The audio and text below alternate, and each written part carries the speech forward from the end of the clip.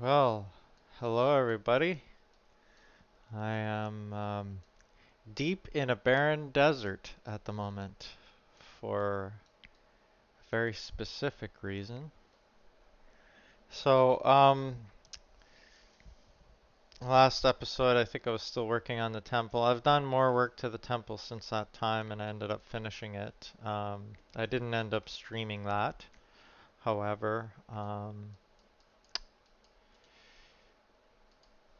Yeah, oops, go back over here. Um, Today I took a trip out because I acquired a new item. I'll just flip over to Longbottom and show you. And that new item is this red Tome of Magic. So I already had the green Tome of Magic on my Priest Longbottom. And the green Tome gives you fire vulnerability of 10%, but it also gives you some internal resistance of 15%, so resistance to internal wounds.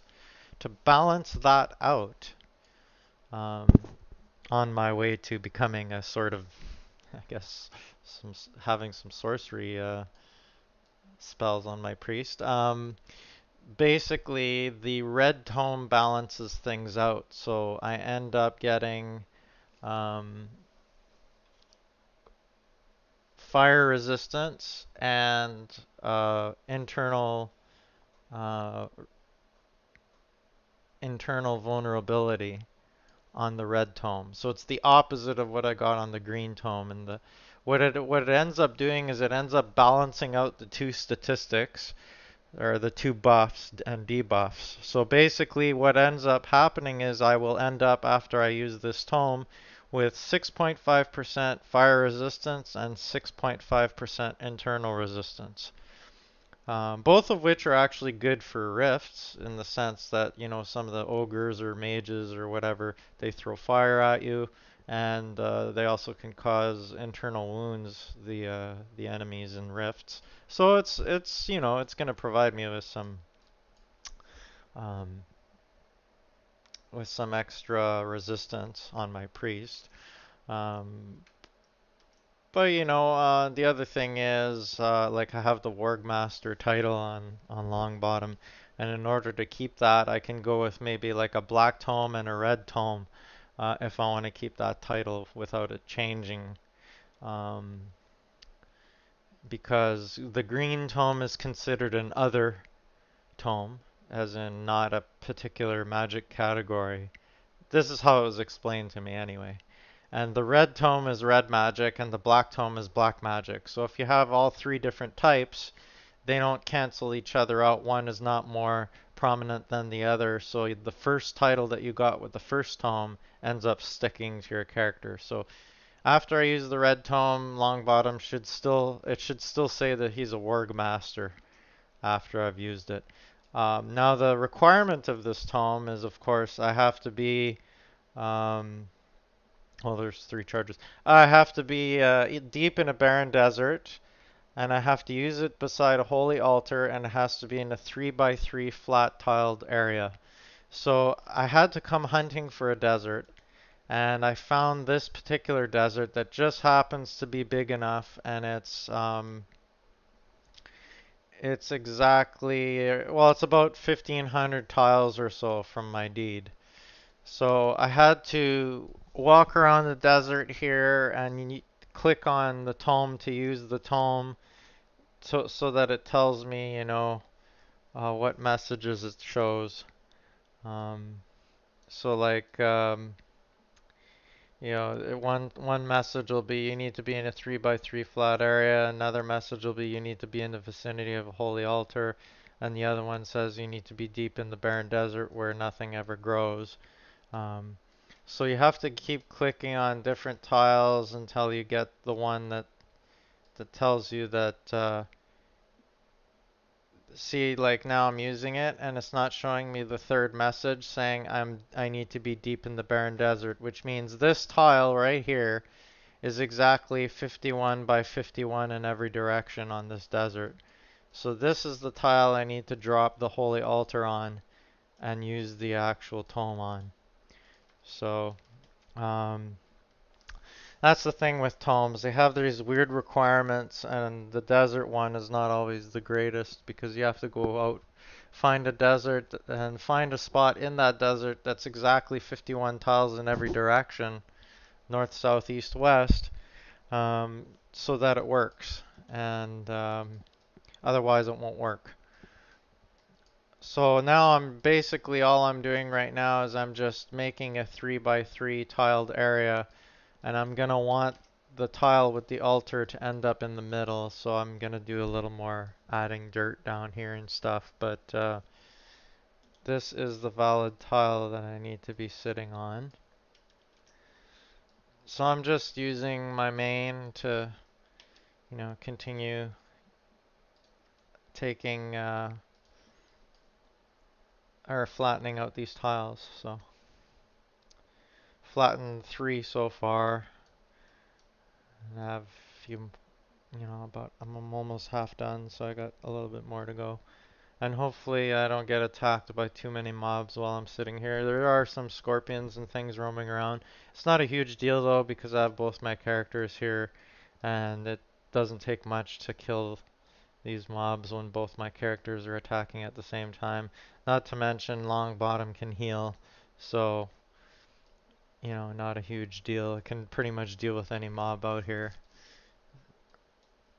As long as it's not like a champion troll or something ridiculous. Although champion trolls aren't really that bad. Um, I could probably solo it with healing, but yeah, so basically just continuing on here and then I gotta build the altar and I brought some materials with me just to build a quick stone altar. And then after I build the stone altar, I'll be ready to use the tome. So, tomes in the game, they have a role to play in the sense that they give you some sorcery spells, and those sorcery spells use karma. It's just kind of more like a fun thing to have. It is more useful in, say, a PvP setting, which kind of PvP is sort of dead right now. Um, the tomes are not cheap. However, you do get titles with them, and you get some nifty little spells uh, with those tomes. So I mean, if you don't mind throwing some silvers that way just for fun, then I don't see a problem with going ahead and doing that. Um, some of the tomes are more useful, obviously, for PvP for some minor things like fall damage or other things like that. And, you know, um, I guess it does bring a little extra value to a character when somebody's selling an account and it says, well, I've gotten the following tomes on this account, you know. For some people, it's just a collector's thing where they just want to collect the tomes and get the cool titles like Wizard or Mage or Archmage or whatever. And those kick in at 3 tomes, I believe 6 tomes, and then 9 tomes or something like that. Or I could be wrong. It might just be 3 and 9 tomes or 3 and 6 tomes. I don't know, but there is an Archmage apparently a title that you can get if you get all the tomes, and you have a title of Archmage. Um, it's kind of considered an exclusive sort of title in the game, I guess. Like I said, not everybody's gonna want to waste silver buying these things, and just because they want to collect it or whatever, but I think it's kind of cool to be able to summon skeletons on my other priest and be able to summon a war gun on this priest. Um, I'm not going to bother collecting a whole bunch of tomes on my other priest because that's the account that I had purchased a while back. It's not really my own account that I built from scratch. I'm going to invest more in the account that I built from scratch myself, and that is Longbottom here. So, he's getting his second tome today. So And then on the way here, there was tons and tons of mobs all over the place. I ended up going into my tundra area and it was just plastered with horses and everything everywhere. So I actually spent a lot of time leveling up or skilling up my longsword skill. Um, so I have a rare longsword. Actually, Longbottom has it equipped right now, just for extra protection. A silver longsword and a shield. But the silver long swords, so silver weapons are sort of becoming more popular now all of a sudden because they have that 10% buff to hunter mobs. Hunter mobs include a whole variety of mobs in the game. It seems to be like it's pretty much every conceivable mob in the game. I mean, it includes rift mobs, it includes, a lot of different kinds of mobs, dragons or dragon hatchlings and stuff like that. Um, so needless to say, I replaced my huge axe on my main with a silver version, and I've got managed to get two rare long swords. So if I want to go with my main and dual wield a couple of long swords and go have some fun hunting, the easy mobs out in my hunting area, that's what I'm gonna do, rather than using my huge axe. I'll take out the long swords for a spin and get some skill in that. Um, the huge axe, I'll probably end up using that more for like rifts and things like that down the road and use the long swords instead. And then of course, when if I want to get some fighting skill on my priests, they'll probably be better off with a long sword and a shield, and then I'll bring my main along with my alt so that my alt doesn't get wrecked by some stronger mobs and until they get higher up in their fighting skill. So just stick both of them in a cart and go hunting and let Longbottom do all the work and sit by with my main and help out if needed. And but yeah, that's pretty much it. I'm just continuing to move dirt around, make this little platform here, and I'll build a stone altar. The altar, when you use a tome by an altar, it doesn't really need to be blessed with any specific religion. So you can just even drop like a metal altar, like a gold altar or something if you wanted to. I had materials on hand all ready to go for a stone altar, so that's what I'm gonna do. And my jewelry smithing isn't that high anyway, so making a gold altar is a bit of a pain. I could be done with the stone one in no time, so. Well, it looks like our first little scorpion decided to come visit us. So let's rebuff. Gonna rebuff Neville with Oak Shell. Not that he needs it, but oh, he already has the buff. Oh well, that's okay. May as well attack on this guy. Here, let's switch the stream back to Neville, my main. That scorpion is now dead. Sayonara.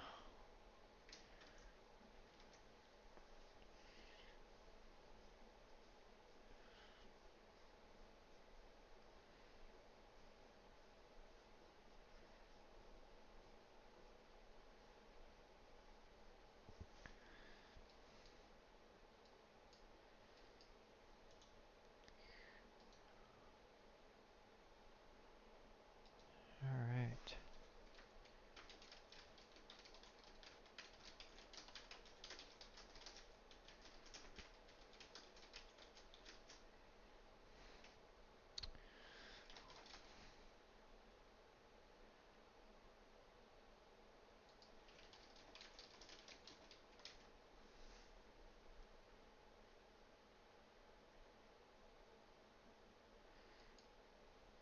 Let's throw in a little bit of ambient um, music maybe while we finish this.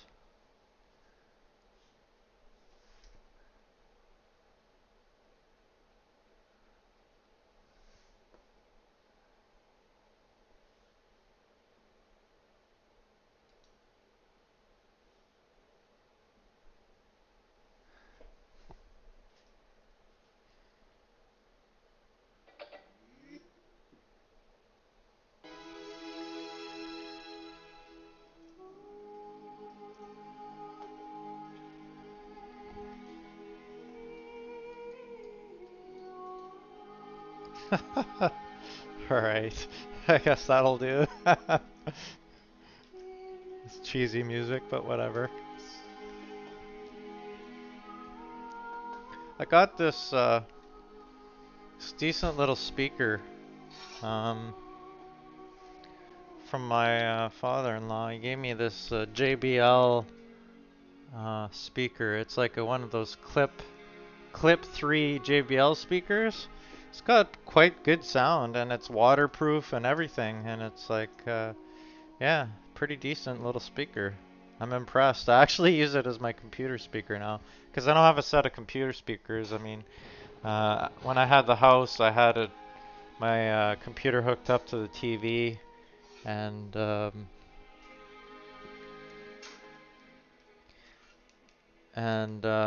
had it hooked up to my stereo at the time. But when I moved here, I didn't bring all that stuff. I'm just starting over kind of thing, so.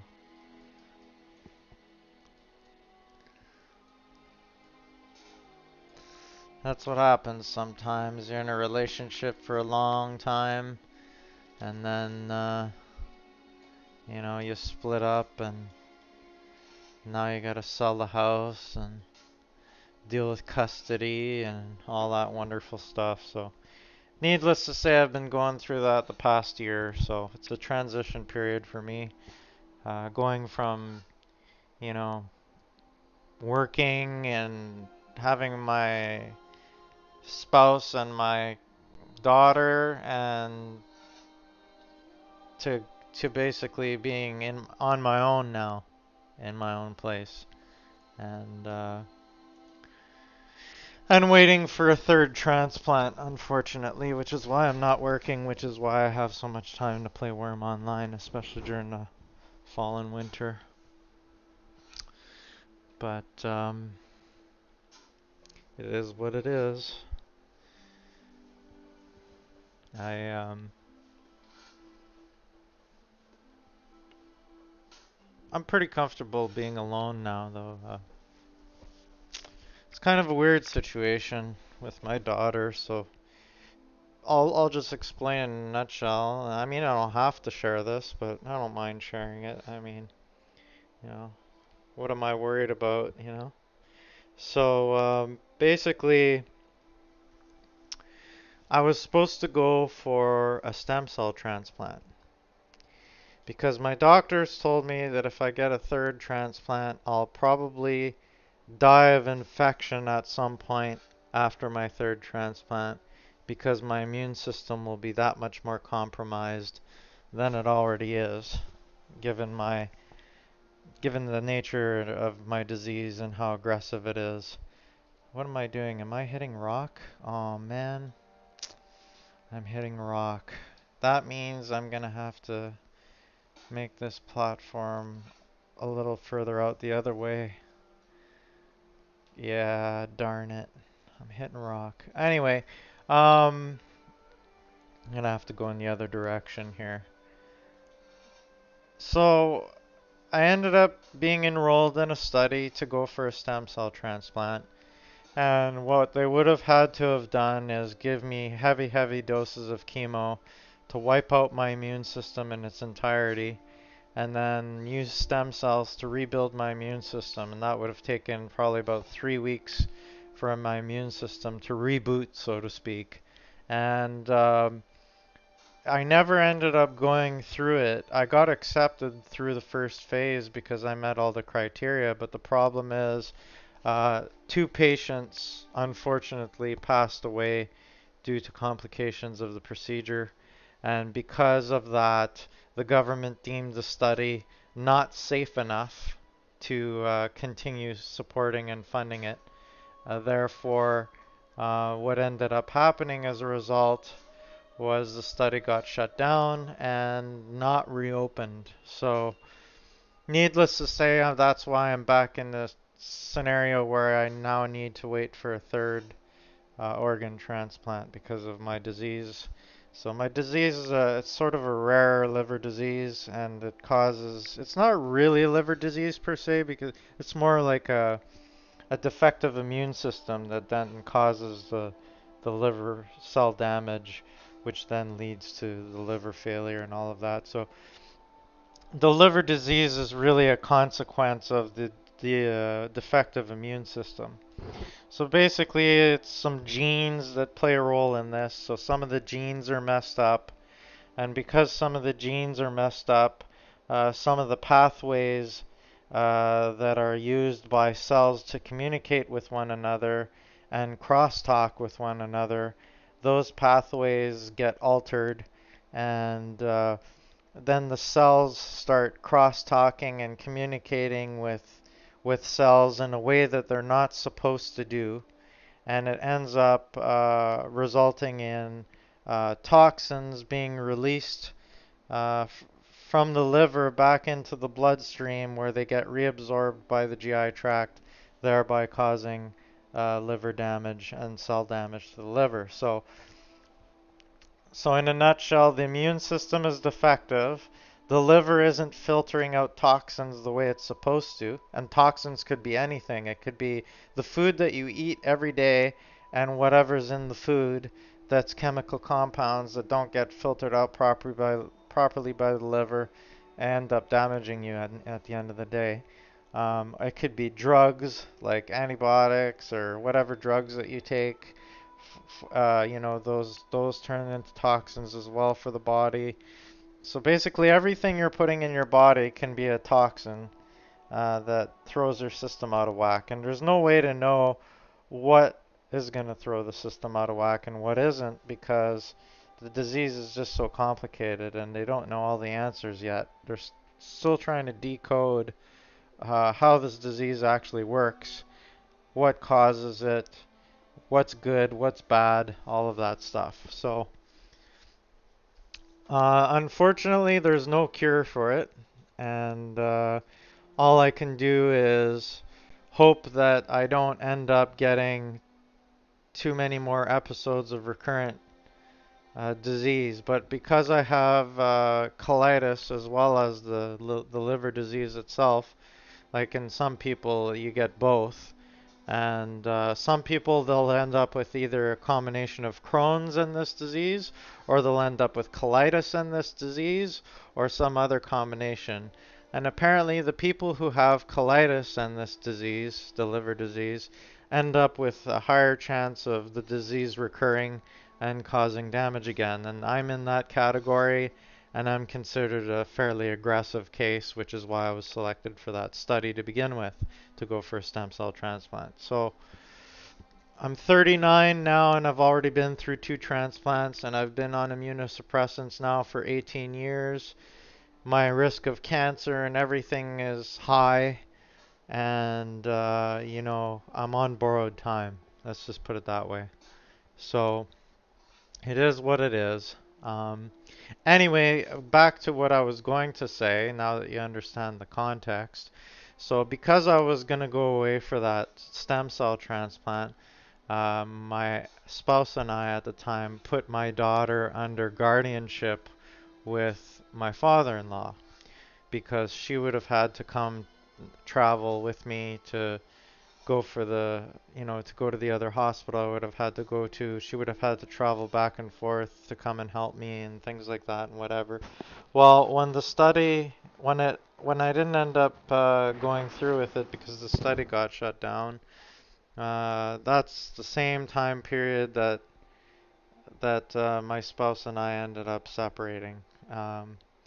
And we didn't separate just because of, say, the health related stuff, although that played a role in it, in the sense of stress and, you know, on her and other things. But there were a lot of other issues that had gone on. And because, of my health, that was sort of on pause. But as soon as my um, circumstances with the whole stem cell thing changed, it was kind of like back to reality for a bit, and our relationship and the status of it, and things didn't work out, and it is what it is. I'm not gonna explain why, but I'm the one who decided to leave the relationship because of certain things that happened, of which I won't mention. But I made the right decision, although it was a really tough decision because now here I am. I have this disease. I'm waiting for a third transplant. My daughter is still under guardianship with the father-in-law, although he and I get along really well, and I could see her anytime I want. That's not an issue. It's just, I can't have custody of my daughter and primary care of my daughter because my disease is it's going to get more advanced and it's going to get worse until I get the transplant. And sometimes I end up in the hospital for 2, 3 weeks at a time because I end up with infections. And I can't take care of my daughter if I'm always going to be landing in the ER, and stuff like that. So, and I don't have the energy, and it's a lot of stress and extra. Like it's just hard. It's hard when you have such a serious liver condition. So, um, in any case, at the same time though, my ex-spouse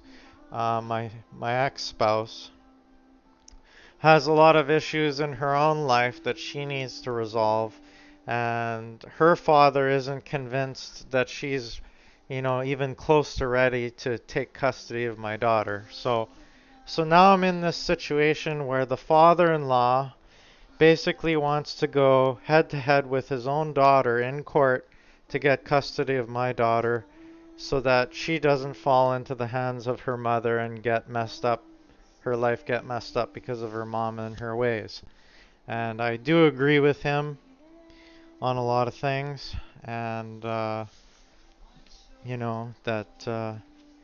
she has a lot of issues that in her life that if my daughter was exposed to that, it's not the best thing for my daughter. It's not in the best interests of my daughter to be under her mother's care, given the situation and things that are going on. Um, and then on top of that, her mother's been in and out of relationships since we broke up a year ago. And there's always a new guy coming in and out of her life all the time.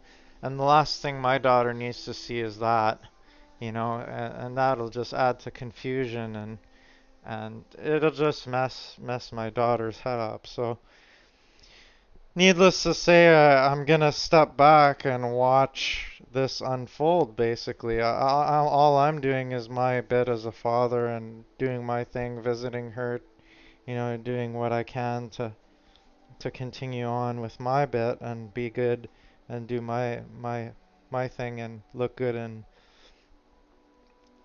everybody's eyes as far as being a father to my daughter. But the whole thing between him and or between my father-in-law and his daughter with respect to getting custody of my daughter, that's a game that they're going to have to go head to head on and play out. And I'm just going to be sitting back and watching this and seeing what's going to happen in court. I suspect because of a lot of the things that have happened that were not cool with my ex, that's all going to come up in court, and it's not going to look good on her, and the judge is not going to side with her. I already think that she's not going to have a chance to get my daughter at all. Not to mention Child Services has a beef with her and about certain things, and they're siding with my ex-father-in-law. I still call him my father-in-law, even though he's not technically my father-in-law anymore. But um, you know, um, so yeah, that's the situation I face. Trying to sell my house, which is costing me a lot of money because my ex doesn't pay me anything. I pay for everything. And so I'm floating the house, I'm floating my new place, and hoping that this house sells soon because it costs me a lot of money every month. And it's getting kind of hard to make ends meet. But Worm gets rid of all the stress. It's like when I'm in the winter time and fall and whatever, when I'm in Worm, it's like I'm in another world and all of that stress just melts away. Kind of like when I'm riding my motorcycle from spring to fall. all the stress just melts away when I'm riding my motorcycle. So Worm Online is my winter motorcycle, so to speak. I guess you could call it that.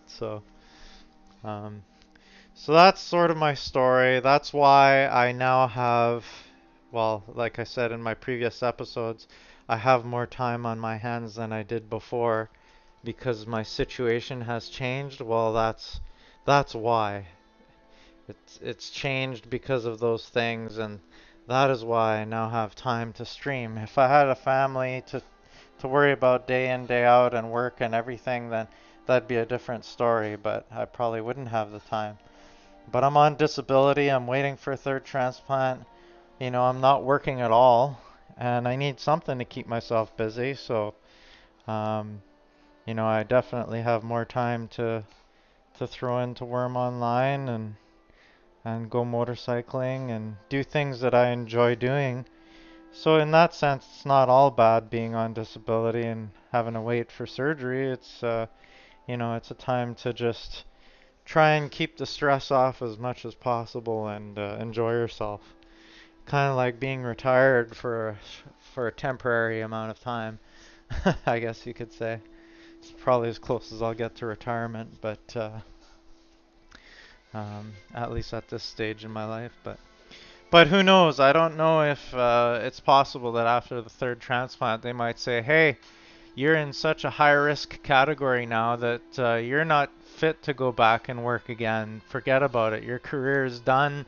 You're on disability the rest of your life. They might actually tell me that. So, um, because they know if I go back to work after my third transplant and with such a compromised immune system, I could just be putting my life in jeopardy by going back. It's bad enough I had to take a whole ton of sick days when I was working because my body was just falling apart. It was breaking down between the stress of work and and being exposed to pathogens. Like it could be as simple as somebody having a cold or somebody having a flu, and then a bad flu or something, and then they pass it to me, and because of my immune system, it takes me 2 months to get over it, and I'm out of work for like 3, 4 weeks at a time. So, and then I'm not much worse off because every time that happens, my immune system gets lower and lower and lower, and then next thing you know, my disease comes back, and then I'm right back in this same boat again. So, I have a feeling there's a good possibility my career might be over. Um, After this is all said and done, I might be on disability the rest of my life after this. I don't know.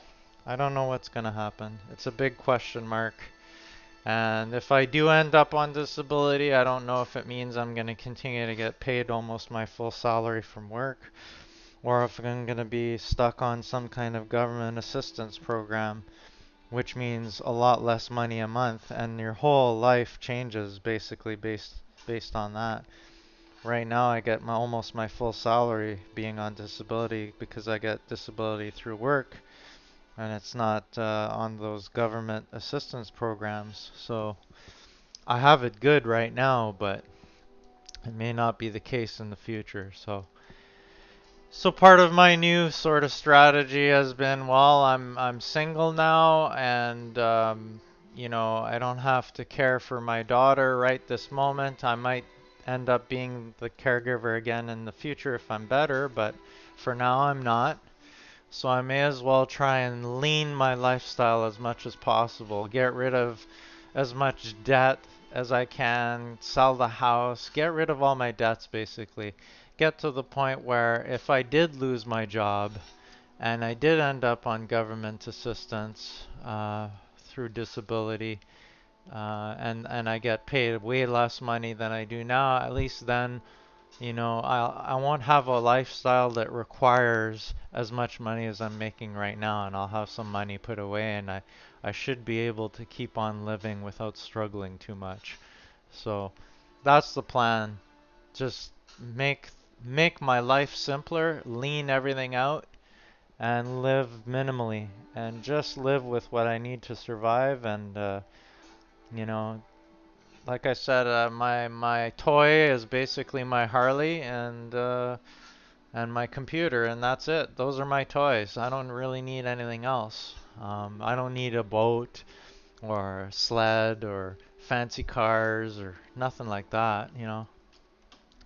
I'm content with what I've got, and you know, it keeps me occupied, and that's that. And as far as relationships go, well, that's changed a lot. I mean, it's hard when you have a disease like mine because you know by default that when you try and engage in a relationship with someone, you're gonna have no choice but to tell that person at some point, "Hey, I know you know, we're getting along and you seem to like me and everything, but you have to know something, and that is I have a serious disease and I'm probably gonna die from it. And, you know, it may not be right away, but I'm on borrowed time." And then that person then has to think, well, is this a relationship I want to invest in, knowing that this could happen at any moment, or sooner rather than later, in the grand scheme of things. You know, instead of living till 70, 80 years old, this guy might only live another 5, 10 years. Do I want to fall in love with this person and then deal with the person's death 5, 10, 15 years down the road if it happens? You know, so I think of these things, and it's like I know that for me to get involved in another relationship is going to be extremely difficult because the other person that comes into my life would have to accept those things, and those are not easy things to accept. So I've come to sort of terms with, and I had a hard time with this at first, but I sort of came to terms with living on my own and being comfortable living on my own and not um, letting the fact that I don't have anybody living with me anymore, or that I'm not in a serious relationship anymore, not letting that bother me. Not letting, you know, not feeling, I guess, lonely. I don't know how you, like, I guess it takes a while. Like, you come out of a 14-year relationship and you've had, you know, maybe prior relationships to that, and then all of a sudden now, after all that time, you're single again, and it's like you have this period you go through where, like, oh, I don't like being alone. This sucks. You know, like, I need to find somebody else. And then you go and you try dating, and then you find out, well, it's not as peachy as you think it is. And, you know, to try and find somebody you click with is actually a lot harder than you remember it being. And now you're older, you're not young anymore, and it's just that much more difficult. And so, you know, it took me a while to get over that whole phase and sort of accept the fact that, hey, I'm okay being on my own. It doesn't bother me. I don't feel lonely, and I actually starting to feel happy living on my own and not having to worry about anybody else. And I have my freedom, right? So, you know, it's been quite a midlife crisis, I guess you could say, in my case, because of everything I've had to deal with, and you know, you just gotta not give up and keep moving ahead, and one step at a time, and keep a good attitude about things. Otherwise, you're dead in the water. The minute you let your emotions get the better of you, or you get depressed, or and let that run your life, then you end up in trouble, and that's no good. So you have to be strong and rise above it all and just do what you gotta do. And so, needless to say, I haven't been looking for a relationship anymore. I haven't been dating anymore. I stopped doing that. I dated a few girls this summer, and it was just one train wreck after another. Uh, you know, I don't know. It's just my bad luck, I guess, but not because of me, but because the people that I dated had a lot of issues of their own. And for me, I guess, on the flip side, I talked about a minute ago about how I have my own baggage I come into a relationship with. The fact that I have this disease, I have my daughter, I have my ex-spouse, and I'm dealing with that whole situation. So that's my baggage. But some people have other types of baggage, like maybe they've had a hard time with drugs in their life and they have their past following them around and they're trying to shake that past, but every time they try to shake that past, something pops up and to mess things up. And I was in a relationship with one person that I thought might actually work out, even though she had a bit of a rough past, but it didn't turn out that way at all. And her past essentially came back to haunt her, and it interfered with any possibility of a relationship between her and I working out. And needless to say, it didn't work out. Another one that I was involved in, she was generally a great person, but at the same time, she'd have these weird periods where it's like, oh, 1 minute we're talking, and then the next we haven't talked for 3 months. And then all of a sudden we're talking again, hanging out a little bit, and then all of a sudden, oh, we're not talking again for a few months. So, uh, you know, but I think my mistake was I was looking for a relationship, and that's not what I want anymore. Um, I don't want a relationship. I just want to have fun and leave it at that. So basically, I don't mind having a friend, an acquaintance, well, more than an acquaintance, a friend, and like, hang out, have fun, do things like that, but not move in with each other, not get married, not be common law. Like those are all things that I've already been there and done that, had my daughter, like to me that chapter is over now. Now I'm at a stage in my life where, hey, I don't have a whole lot of time left, and I just want to have fun and keep it simple. Unfortunately, it sounds a lot simpler than it actually ends up being. You try and do this with people like, hey, you want to hang out? Sure. You want to just, ahead of time we agree, okay, let's just hang out and have fun and do whatever and not let it get serious or whatever. But and you try and do that, and then all of a sudden, certain things happen, and it starts to feel as though it's more serious than it should be. Or like some drama comes into things and ends up, making it almost feel like a relationship again.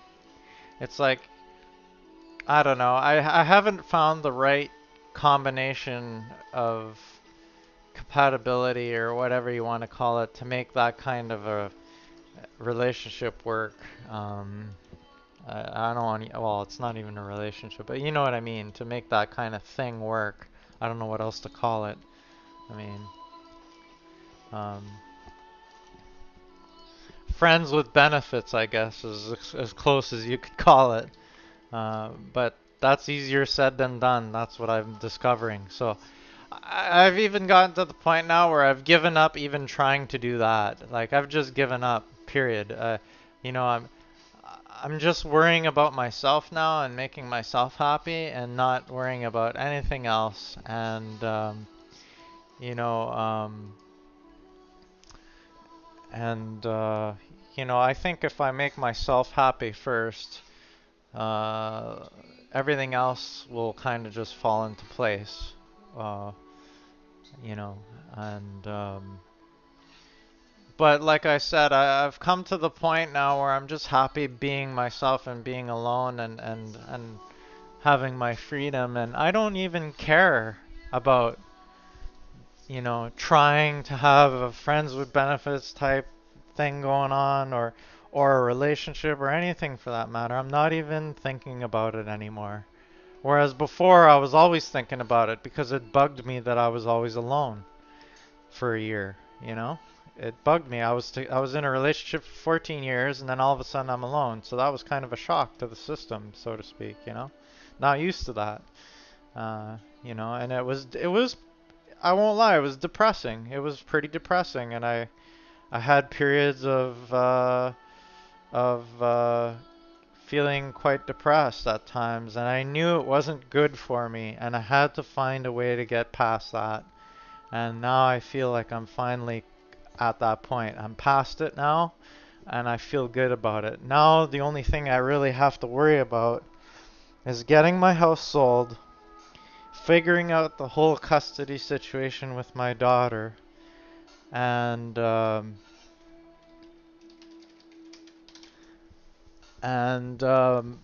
being there for my daughter uh, um, as much as I can be, and helping prepare for her future, so to speak.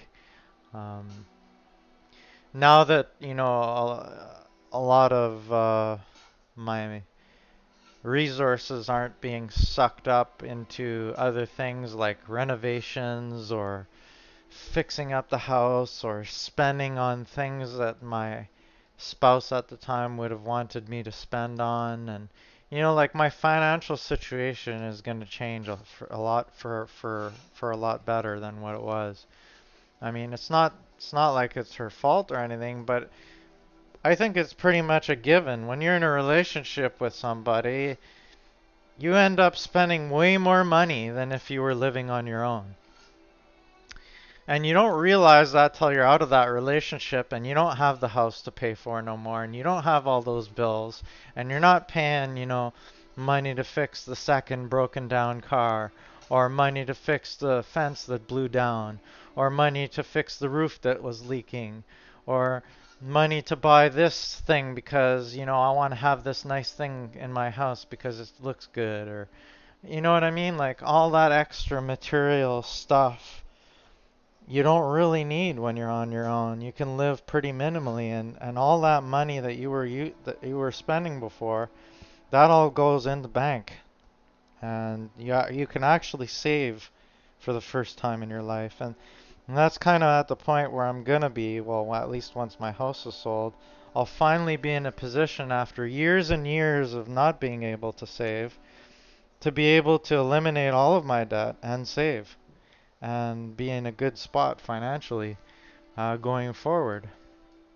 So much so that I won't know what to do with the money. Basically, I'll have enough cash to hold me over to do whatever I want. I could buy a new truck if I wanted to, and it wouldn't break my bank. You know what I mean, so to speak. Not that I'm gonna go out and do that, but you know what I mean. Like these are options I didn't have before. But again, that's not my goal. It's not my goal to take all the money that I'm gonna have and start spending it all. That's just, not what I want to do. I want to actually save it up now and have a nest egg and put way more money away for my daughter's education than I've been able to um, because of other things that always used to pop up, like renovations to the house that were unexpected and things that always sucked up my money, and then I had no money to put towards things that I felt were more important. So like her education fund and things like that. So now it affords me the possibility to do those things, provided that of course I'm still getting paid when I'm getting paid. But I know I'm good at least for a little while, as long as I'm alive, as long as I'm still a ways away from the possibility of having to return to work if that ever happens.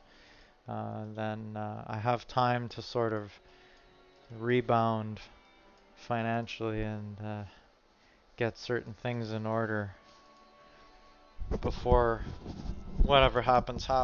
So, because who knows, I might go into that surgery and not come out alive for all I know. So, I have to approach. I don't have time. I don't have the luxury of time anymore. That's the thing. So, I'm out of time and I need to make things happen. So, anyways, that's my sort of story, and you know, um, Yeah. Worm is good for the soul, I guess, in my case.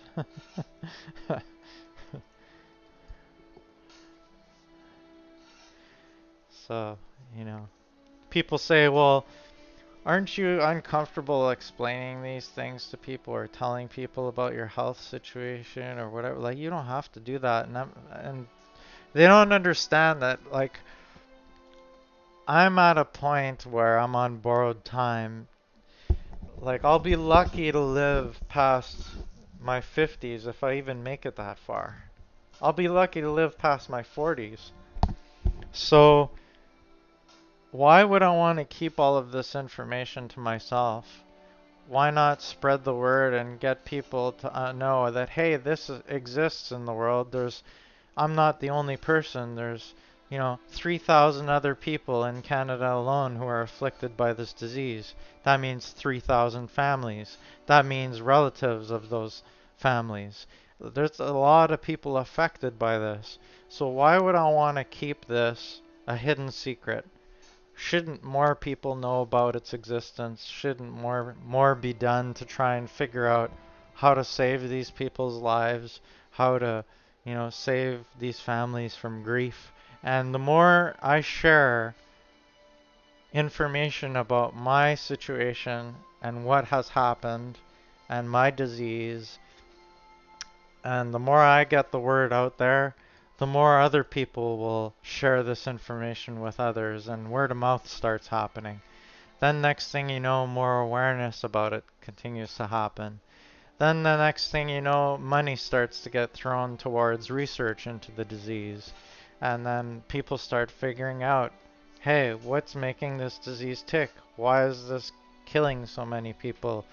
Don't we need to do something to try and figure out how to improve it, stop it, cure it, whatever? And this disease kind of went um, unnoticed, sort of, or not really unnoticed, but not a lot of attention was paid to it for a long, long time because of, other diseases that were more prominent, like hepatitis A, B, C, and things like that. But now that those diseases have they sort of have cures for those things, um, you know, uh, the liver disease that I have, which is called primary sclerosing cholangitis, PSC, it's considered the last black box in liver diseases. And because so little is known about it. And over the past, I would say, 3 to 5 years, there's been a huge influx of money going into research into the disease, going into new drugs being developed to try and find a way to ameliorate people's lives who are dealing with this disease. Um, to try and save people's lives, prolong their chances of survival. Because the toughest thing with PSC is trying to keep the infections at bay, because those infections are what cause the damage. And the only the only thing that we can do currently to try and help people survive long enough till they get a transplant is to have people constantly on antibiotics every single day. So for me, I'm on prophylactic antibiotics every single day. Because if I'm not on those antibiotics and I go, say, 2 weeks without them, I land in the ER with sepsis and liver infection. And, that's high morbidity. So it's dangerous to end up in that situation, so you have to find a way to keep it at bay. Now, in the past, prophylactic antibiotics wasn't as well known and wasn't as much of a standard practice to manage this disease as it is now. Um, be, so I've fared better this time around in that they were able to take what used to be a steep drop off a cliff. Like 1 minute you're good and then you fall off the cliff and you're in ER and you're fighting for your life and you're going to die if you don't get a transplant. To a slow, slide down the slope as opposed to falling off the cliff. So, you know, if this was 2006 or 2012, within 2 or 3 months of starting to show symptoms of infection, I would have ended up in the hospital with serious infection, needing a transplant right away to survive. But this time around, it's different because I'm now on these prophylactic antibiotics, and it's saving me from sliding down that or falling off that cliff. And there is a big drawback, though, and the big drawback is we all know about antibiotic resistance. Our bodies become resistant to the antibiotics after a while, and then they stop working. And when they stop working in my disease, we start getting more infections again. And then they have to play with different antibiotics to try and kill off those infections and try and control it. And you end up having to rejig what drugs you're on. Well, because I've had this disease for so long, I actually got to the point now where antibiotics that I used to use that I was fine with, I'm all of a sudden allergic to them now because my body can't take them anymore. It's had so much of those antibiotics now that I've developed a serious allergy to them. So I can't take amoxicillin, I can't take Septra, I can't take metronidazole, and those are three very large or very prominent broad spectrum antibiotics used to kill a lot of different bacteria related infections. And so because that encompasses a whole huge class of drugs or classes of drugs, they have very limited options now to treat me. And I basically have the choice of two antibiotics to treat me right now. And if those fail, I'm pretty much screwed. So, um, yeah, so this is why we need better drugs for the disease, because we know that all the drugs that I'm currently on for immunosuppression and stuff, yeah, it prevents your body from rejecting the liver and all of that, but it doesn't actually do anything insofar as slowing disease progression or stopping the disease. And no drug to date that has been developed with the hopes of this happening has actually succeeded. All they do is really treat the underlying symptoms, but they don't treat the root cause of the disease. And because they don't treat the root cause, it doesn't work as far as stopping or slowing the progression. So everybody has a different aggressiveness to the disease. So like some people, they might have the same disease as me and it takes 12 to 15 years before they end up in a scenario where they need a new liver and another transplant to survive. For me though, it's been every 3 to 6 years. So after 3 years, the disease always seems to come back and start affecting the new liver. And then by year 5 or year 6, I'm on the transplant list again because my liver is failing.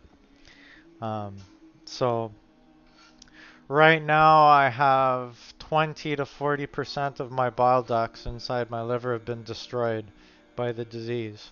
So I have 60% of my liver left right now. And I'm not bad enough yet to warrant getting a transplant. You have to be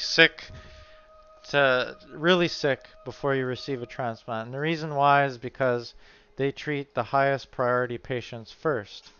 So there's people on the list who are much sicker than me right now, who are eligible for getting an organ now, as opposed to me, where my risk score is much lower and my disease is sort of being managed right now by the prophylactic antibiotics.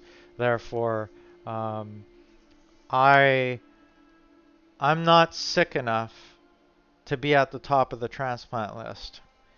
And I already know I've been through it twice because this was going to be my third transplant. When I ended up on the transplant at the top of the list twice before, I was maybe 120 pounds, completely yellow, like I mean dark, dark yellow, big black circles under my eyes, muscles wasted away, clearly dying, and on the verge of dying. And, doctors telling my parents he's not going to live tomorrow if we don't get him a transplant early this morning. Lo and behold, that's what happened during my first transplant. They basically said to my parents, hey, your son is going to die today unless we get him a transplant. And I ended up being rushed into the ER or to the OR at 6 a.m. in the morning. Didn't have time to say I love you to my parents or anything like that. Didn't have time to talk to anybody. It was, you're so bad, you need to be rushed in and there's no talking. And you either come out alive or you don't. And so I end up in the ER and they start putting everything in you and then you end up, the OR, they start prepping you for surgery, throwing in all these lines. I won't get into the detail because it's pretty gruesome for some people to handle, but they stick a whole bunch of stuff in you. And then you're laying there and there's a big circle of probably 18 to 20 different nurses and doctors around you, ready to put you to sleep. And at that moment, you're looking up at this bright light in your face and you're thinking to myself, okay, I'm praying right now that I come out alive. And you try and put a smile on your face and leave a good vibe for all the doctors who are now about to cut you open and try and save your life. Because the last thing you want to do is leave an impression on the doctors that are about to cut you open. Some kind of a weird negative emotion. So I'm very cognizant of this. So the minute I'm in that ER and I'm facing those doctors and I'm about to go to sleep in a few minutes because they're going to knock me out, I have a smile on my face and I say thank you and I hope everything goes well and good luck, guys. And, I keep a happy sort of positive atmosphere. And that way there, I know that when those doctors put me under, they'll be going into the whole procedure of trying to save my life with this attitude of positivity in their mind. It'll be like, hey, this guy just said this to us. It lifts our spirits as we're going in to do this really serious 6+ hour surgery. You know, I don't have a doubt in my mind that that doesn't have an effect on the outcome of a patient. What is the mindset of all the nurses and doctors at the time before they're going to put you under? Are you leaving them with negative thoughts or are you leaving them with positive thoughts? And how is that going to affect their performance in saving your life? So I think about all of these things and I make sure I try and have a good attitude about things and show that good attitude because I know that that somehow is going to come back to me in a good way. So that was my first experience anyway, and I've carried that with me since that time. I've had people ask me, "Oh, did you see the bright white, the bright light at the end of the tunnel and all of that?" And I hate to burst people's bubble, but I didn't see anything. It was dark, and it was as though I didn't exist. And then all of a sudden you wake up. There is nothing. At least not for me anyway. You get put to sleep, you don't exist anymore, and then all of a sudden you wake up and you're alive. And you're like, thank God, I'm alive. I made it. And now recovering is the easy part, compared to being sick beforehand, number one, which is probably the hardest part, even harder than the surgery. Being so sick is harder than, because the minute you come out of surgery, you already have that new healthy liver inside of you, and you already feel like $1 million, even though your body's in shit shape. You feel like $1 million coming out of that surgery. And you know that because you feel that way, you're going to get through it. You're going to get through the recovery and all of that stuff.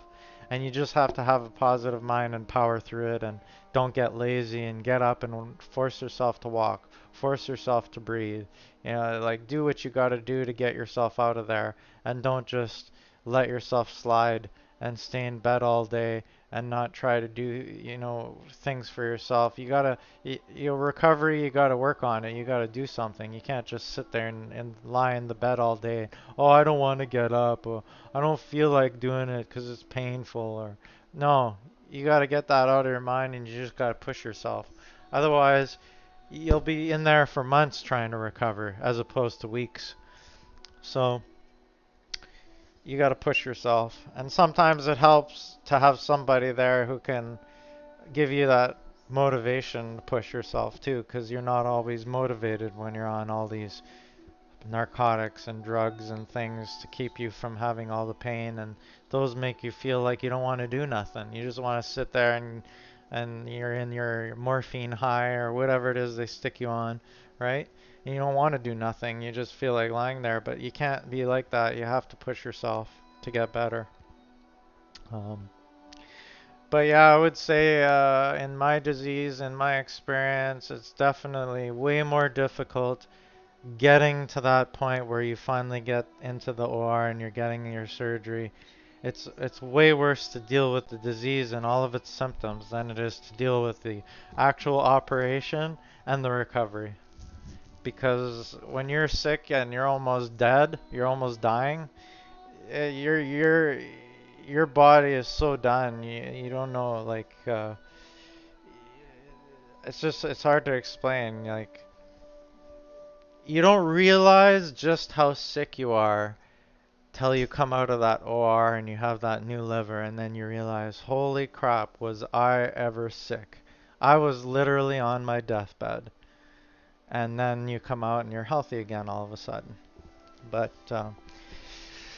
yeah, anyway, unfortunately in my disease, no cure. All you can do is keep getting transplants as long as your body can handle the torture and of going through all of that. And you know,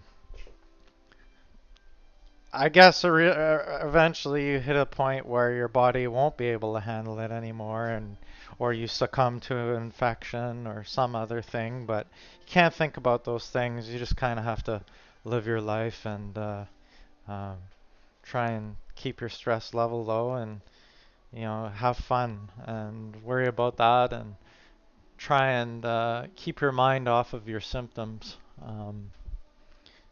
Try and keep your mind busy.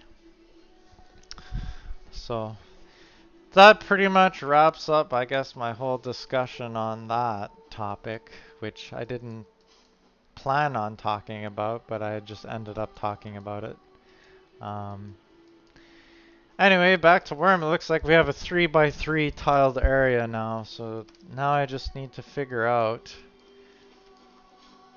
where I can use this red tome.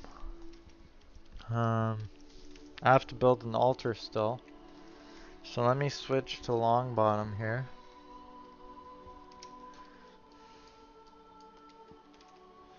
Okay, long bottom. So let's see. If I click it here, it says you need to be within the vicinity of an holy altar. So, and over here it says 3x3 flat area. And over here it says the same thing. So it looks like I'm good to go on this tile right here. All I need here is an altar and I'm ready to rock. So I'm gonna get Neville to go get the materials and drop an altar on this tile. So let's see now. I need the bowl. I need some bricks and some clay.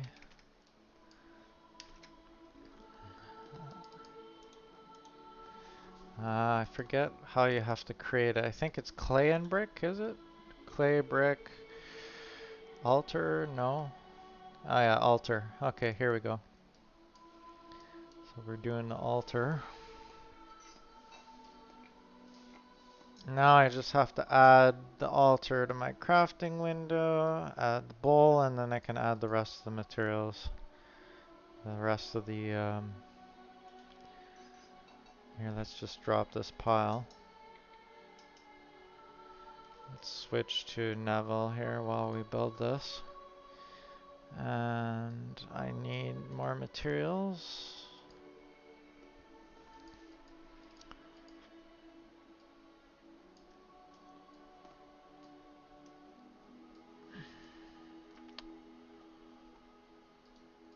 Alright. This should be pretty quick.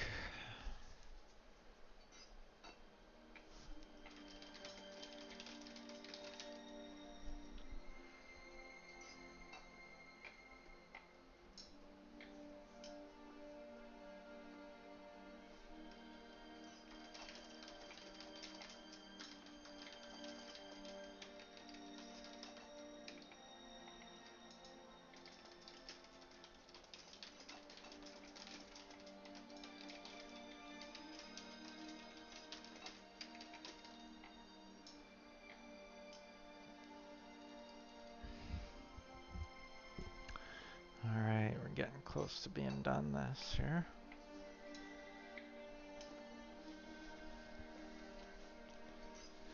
So I got a new mask for Longbottom. I didn't like the silver skull mask on him. It didn't really go well with his outfit, but the troll mask is perfect for that outfit. He looks like an old troll. That's pretty cool. I like it. It's got a definite unique look to it anyway.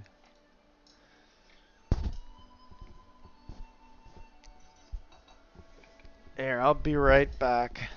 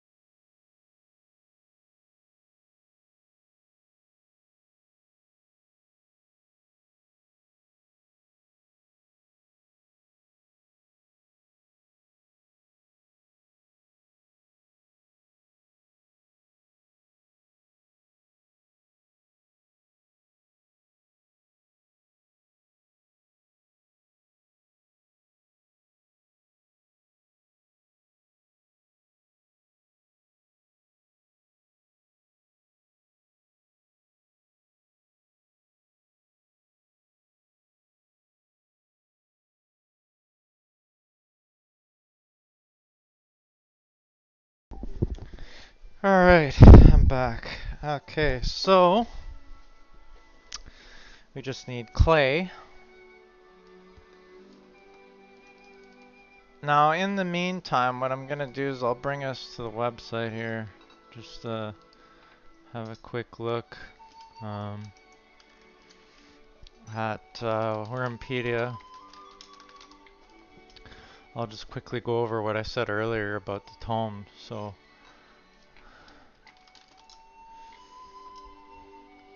sorcery. So I have green tome already on long bottom, which gives me, here, let me just turn this music off. It gives me 15% internal resistance and 10% weakness to fire. And now we're about to do the red tome, which gives 15% resistance or whatever to fire, and then a certain amount of resistance internal. So because of that, they balance each other out, and I end up with a positive resistance for each one, apparently. So um, now I already have the title of Warg Master, and because Green Tome is equivalent to just a normal other category tome, other in quotation I'll say, um, other meaning not red or black. Since I'm now using a red tome, my title should not switch to Sorcerer. It should stay Warg Master. Same, and then if I went for black tome after this, then I wouldn't get Necromancer. I would actually stay Warg Master. Um, but actually, I think I get the Wizard title after 3 tomes is what I would get. But anyway, red tome will give me an AoE fireball spell too, which is interesting. Don't know how much damage that does or if it's any use, but again, I'm going more for the resistances and the weaknesses balancing each other out. So I should have a positive resistance for fire and internal now that I use the red tome. So what I'll do is after I finish this altar, I'm going to move it to the center of the tile, and then I can use the tome and be done with it. Then I have to head back to my deed and send the tome back to Odin, who's going to sell 2 more charges off this tome to people. So if you want a red tome charge, you'll want to contact Odin. You'll see I'm talking to him on Neville. So Odin here is the one who sold me the red tome charge, and he's got 2 charges left to sell on this tome. So once I send this back to him, he'll be probably advertising that in trade chat. So if you want a charge of the red tome, feel free to contact him and get your charge. Alright, so now what I'm going to do is I'm going to switch back to Longbottom and use the tome. Let me get this sand pile out of the way, because we don't need this sand pile sitting here in the middle of the road here.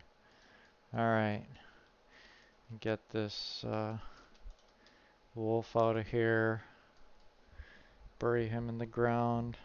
There we go. Alright, so now let's use the tome. We should be good to go. And it's casting. Perfect. Start to use the red tome of magic. So here we go. Your inner eyes see fires as you enter a feverish trance. And boom. You will henceforth be known as Wargmaster Longbottom. So as I said, I still retain my Wargmaster title, because I took a red tome along with the green tome. So now let's go back up to the buffs and debuffs. So internal vulnerability increases internal damage taken by 10%. But then I have internal resistance, which I believe is 15%. So those balance each other out. Then I have fire vulnerability of 10%, but I also have fire resistance.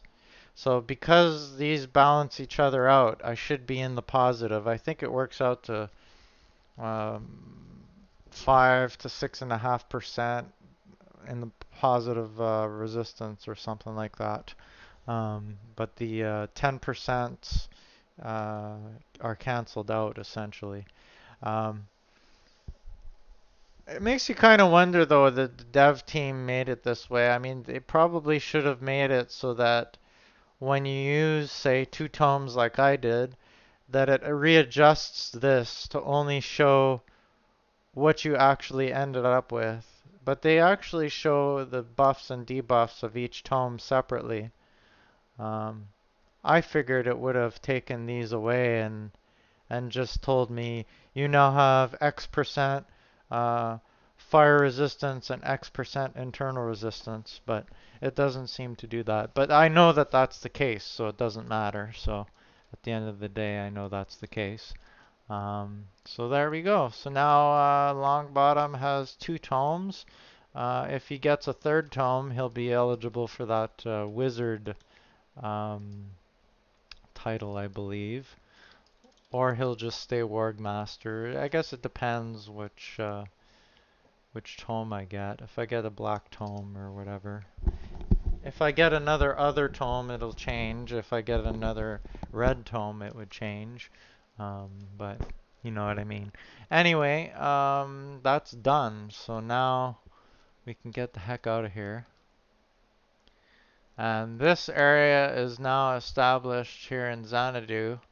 I don't know exactly where I am. I was on the way from M20 up to Summerholt on the highway, and I got off the highway in this desert to come and make this altar. So I know that it's here. So if I have any other tomes that need an altar in the middle of a desert, I know that I can come back here for any future tomes that have that same requirement and just reuse this area here. Um, I wonder what that is over there. That looks interesting. What is that? Is that a horse? Let me use my spyglass. Let me switch back to my main. So now Longbottom has two tomes. Oh, it's a cow and a scorpion. Okay. Nothing major. Alright, so now we're going to head back to the highway. So let me think. This is facing what? East? Yeah, this altar is facing exactly almost east of the highway. Heading north towards Summerholt from M20. So if you're on the highway and you see this desert eastward, you come eastward on the desert and you should be able to find this altar here that I made if you need to use a tome there. Once I hit the highway, you'll see exactly, because I'm going in a direct line away from the altar right now and heading towards the highway, which should be just over a couple of hills here. Yeah, like look at how far I am and you can clearly see that that altar is there. So it's actually pretty easy to spot. And here's the highway right here. So you come over the hill from the highway and there's the altar right over there. So it's not a difficult spot to find for future reference. So now you know of a spot on the server if you need to use a tome. Kill this crocodile. There's a lot of lava spiders out here. Only the regular ones though. Too bad they're not greenish. They give a lot more skill. I like the greenish lava spiders. They give good fight skill. I killed this old slow black wolf and this age champion black wolf on the way here. They're just big huge wolves. So I was thinking of just bringing them back to the deed and laying them on the floor as decoration for a bit until their bodies decay. Take a prize back home with me. It's too bad they didn't have taxidermy in this game where you can just like Um, stuff the animal and keep it indefinitely. Yeah, that'd be kind of neat. Taxidermy would be really kind of a cool thing to add. I think it's been mentioned several times. People thought about, hey, why don't they add taxidermy to the game?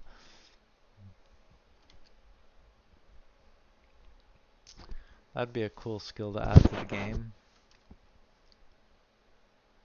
Then maybe they could have different requirements for different animals, like taxidermy might be more difficult on, say, a champion troll than a regular horse or something like that. Like maybe you need different materials to do taxidermy on a regular kind of mob versus, say, a champion mob or something like that. You know, that'd be kind of neat. Maybe it's another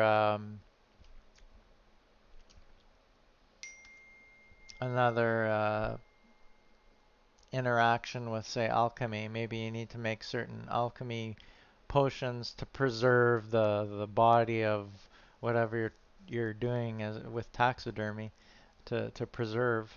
Maybe there's like some preservation liquids or something, and maybe you have to go out and gather materials to stuff the animal with, or cure the animal in some way, or I don't know. I'm sure, if they look up how to do taxidermy in real life and then they think about how to implement that in the game, they could probably easily come up with something, especially given all of the skills that we already have in the game, like alchemy and all those things, and nature skills and stuff. So adding taxidermy would actually be pretty cool, I think. It would give a reason for people to want to go out and hunt and find unique sort of animals to stuff and put on display. You could even use carpentry too, because then you'd be able to mount the animal. So like maybe that could also work for like fish, for example. So you go out and you catch a big trout or something, or a big marlin or whatever, and then you use your taxidermy skill to preserve it, and then you use carpentry to build a plaque to prop up the animal on, and then you can hang those things inside of your building. So now instead of just having blank walls inside of buildings on Worm Online, you could have decorations hanging on the walls. Like that would be a very cool thing, I think. Taxidermy coupled with being able to hang things on walls, coupled with carpentry for making plaques to mount the animals on, or maybe stands to mount the animals on, and it becomes decoration items in the game kind of thing, like cosmetic stuff. Because I know a lot of MMOs, they thrive on cosmetics. A lot of games, they have a lot of microtransactions as well. We don't want that, obviously. People loathe microtransactions a lot of the time. But there's no denying the fact that in the games that do have a lot of microtransactions, uh, people definitely waste money on cosmetics that they want to have. So like we have some of those in the game. Like we have cosmetics like with the new statues. Like people selling rare and supreme statues, and people snatching those up. So like a lot of times if people like a cosmetic item, they'll be like, take my money. You know what I mean? So I could see taxidermy being something cool that people would actually want, because again it plays into that whole cosmetic factor of gameplay in the game, and making your deeds look very nice. Like cooking has done a great thing for that. I thought to myself, okay, the complexity of the cooking system and blah blah blah, and I talked about that in my previous episodes, but then I discovered something very cool, and people were using food in the game to decorate tables and make them like win these contests, these decoration contests.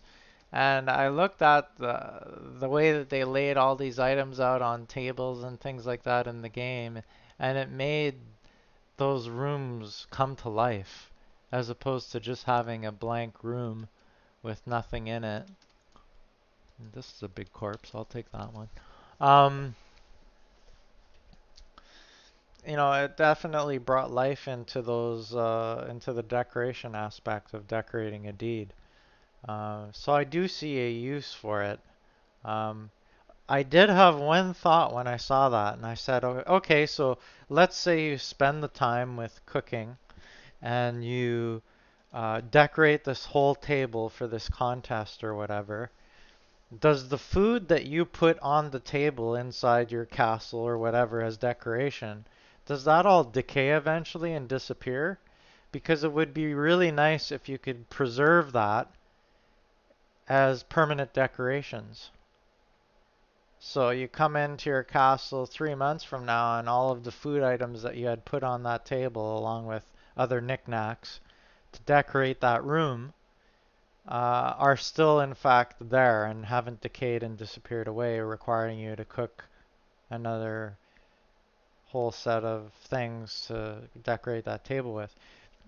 It's kind of like food and displays in real life, where you go into like um, some kind of glass showcase, and they'll have like this food that's been preserved that shows customers what the food actually looks like, but it's preserved and it's permanent and it sits there for months without rotting. Um, so I thought about that in this game. I said, well, it's cool and all that you can decorate your table with all this food, but if it's just going to decay away and disappear after a period of time, it's kind of a waste in the sense that it's too bad that you can't just preserve it as is indefinitely.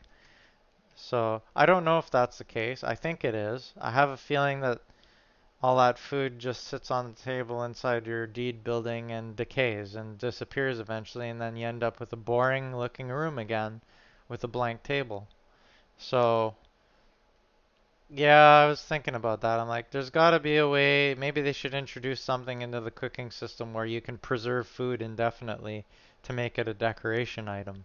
I think if that was added in, even more people would be interested in cooking, because now even if people don't care about cooking for the fact of making all these recipes to feed themselves or have affinities, maybe now they have another way of looking at the cooking system as a way to create decorations for their deed by creating all these food items, preserving them, and putting them on tables to decorate the inside of their castle. Like, for me,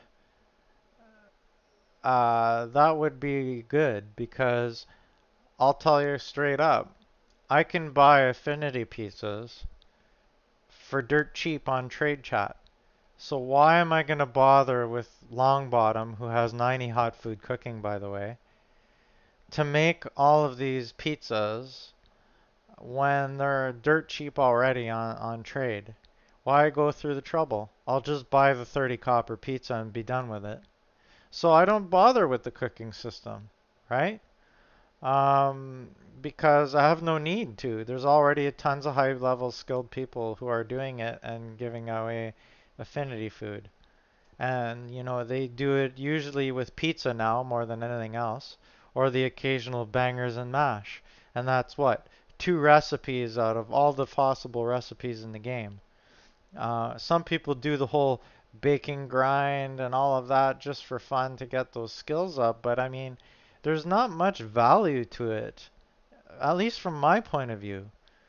Beyond, like, you go through the process of all this torture to get the skills up and to create all these recipes for what at the end of the day? So you don't need it for anything. I mean, I take a bite out of one pizza, I got 8 hours affinity. What do I need to build all those other recipes for? Why do I need to bother skilling up all of those independent cooking skills? So it doesn't really give me a compelling reason to spend time upping all of those skills.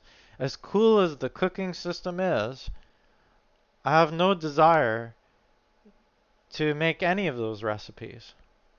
However, tell me that I could preserve food and turn those things into decorations for my deed, And now you've got me interested.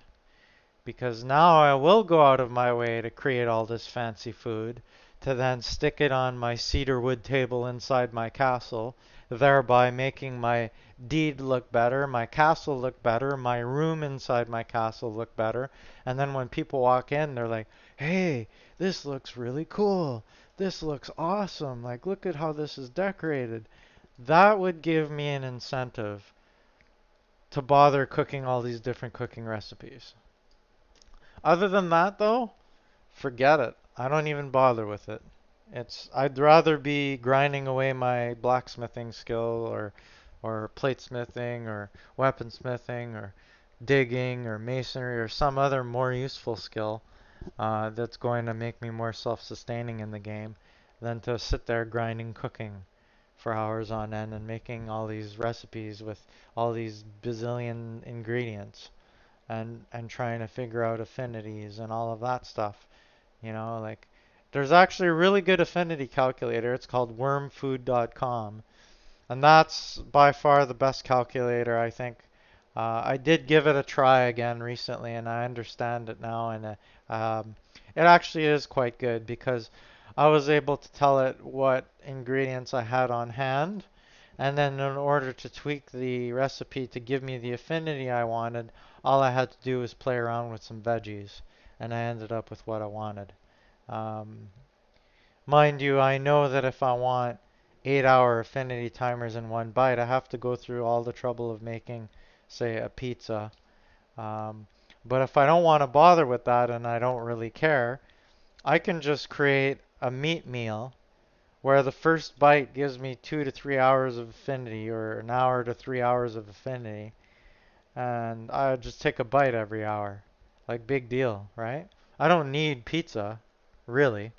I mean, I could just do the simple, easy peasy meat meal and get my affinity and get by on that. And I just cast opulence on the thing and then take a bite out of it every hour or every couple hours or whatever. I mean,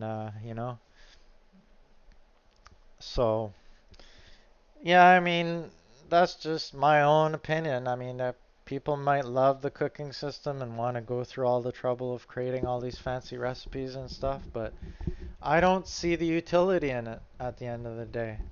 What does it give me beyond affinity and filling my CCFB bars? Which, by the way, it's very easy to make 100% CCFB food, regardless of affinity. So, I mean, oh, did I go the right way? Let me double check. I think I missed. Did I miss a turn? Let me go check. I think I might have missed a turn off. Yes, I did miss the turn off. Okay, I gotta go this way. Um, yeah, so needless to say, yeah, my whole delving into the cooking system is pretty much over. I mean, I have a whole slew of affinity pizzas, sitting in my Hoda statue with my magic inside my magical chest, and those are 10 kilograms each, and they're gonna last me forever, months and months. So, and I know that if worst comes to worst and I can't find somebody to make a quick and easy, cheap affinity pizza, I can make myself my own meat meal with my desired affinity and take a bite every hour or so and, be done with it. Who cares, right? So, yeah, I'm being a bit of a devil's advocate when it comes to the whole cooking system, but that's just how I see it. I want to put my time into something that I know is going to be provide me with more self-sustainability and utility and functionality in the game, like leveling blacksmith, totally worth it because now I can imp almost all of my own tools. Doing weaponsmithing, that'll be beneficial because again, I'll be able to imp the rest of the tools that I can't imp with blacksmithing. I'll be able to imp my own weapons. Platesmithing, at one point it was good. I mean, I have different armor now, but I was imping my own plate sets instead of paying somebody to do it. So it was handy. If I ever get dragon scale one day, I'll be able to imp my own dragon scale sets. So that to me is useful. But, cooking, not as useful. I mean, all it does is give me some affinity and fill my CCFB bar, and that's it. So, you know, and honestly, the reason I have 90 HFC on long bottom to begin with is because I got him pan filled. I didn't feel like it was worth my time grinding cooking. So I was making money selling horseshoes last year, like lots of money in the game selling horseshoes last year. So to dump 15 silver on somebody to come and pan fill my character to 90 hot food cooking was way more efficient use of my time than sitting there and doing it myself. Especially given my interest level, which is very low in the whole cooking system, despite how cool it is. Um, so yeah, I paid somebody to come pan fill it, and honestly, I'll probably do the same for my other priest, my love.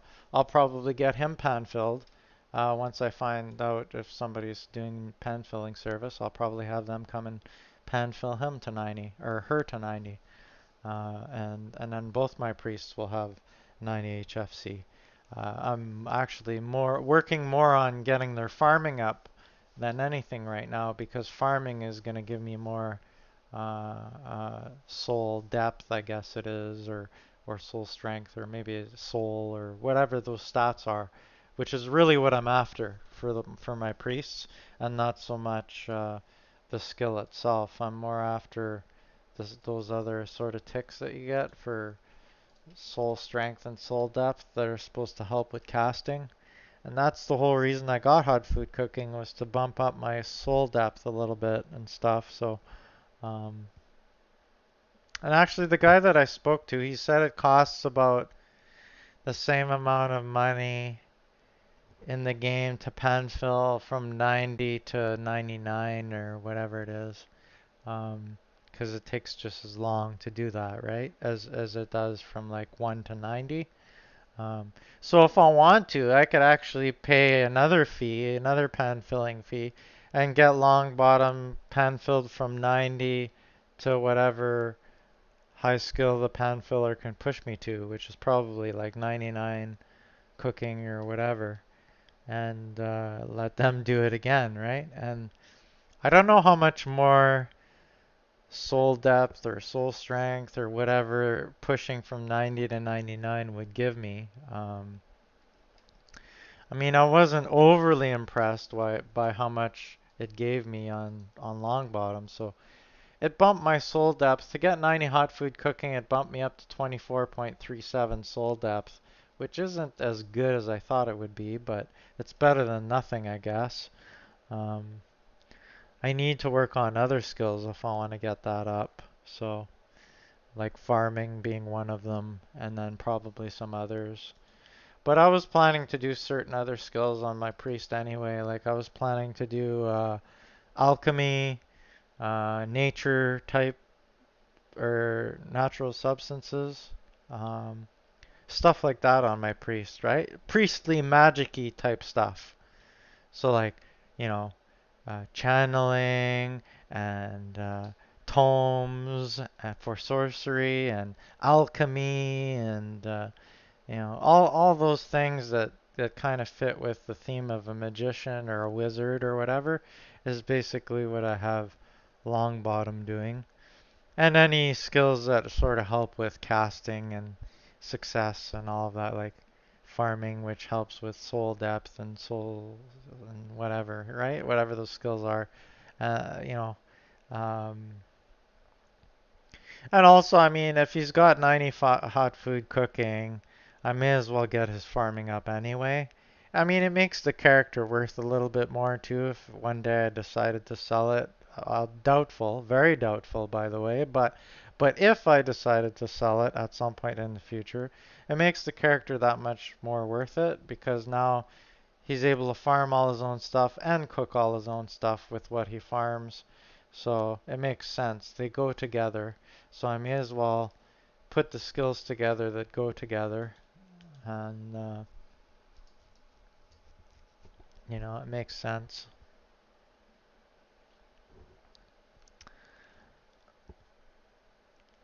But I'll prioritize long bottom before I prioritize my love. Even though my love has 81 channeling, yeah, I bought that account. I didn't make it myself, and I don't feel as invested in it as I do with my own priest. Like my own priest, I actually want to put the effort into that. And the other one, all I really care about is getting his channeling up over 90 to do reliable casts, and that's about it. But long bottom, I want him to have more skills than my other priest does, and better skills, and eventually, when he gets up to the high channeling, he'll probably surpass my other priest and become my main priest at that point. In which case, I'll either keep the other account or sell it. I'm not sure yet. With the new priest update, I'll probably keep it just because it'll be nice to have Venora and Powheeler because they're god and demigod now. Um, that is unless I decide to reroll both priests and go to down a completely different line of priests, like maybe foe and something else. I'm not sure yet. I haven't looked at the spell lists from the from the priest update. Um, then again, I really did want to keep COC for sure, and AOSP and web armor, maybe some weapon enchants because I'm a smith on my main, and I want to be able to enchant all the things that I make and be able to sell them for profit.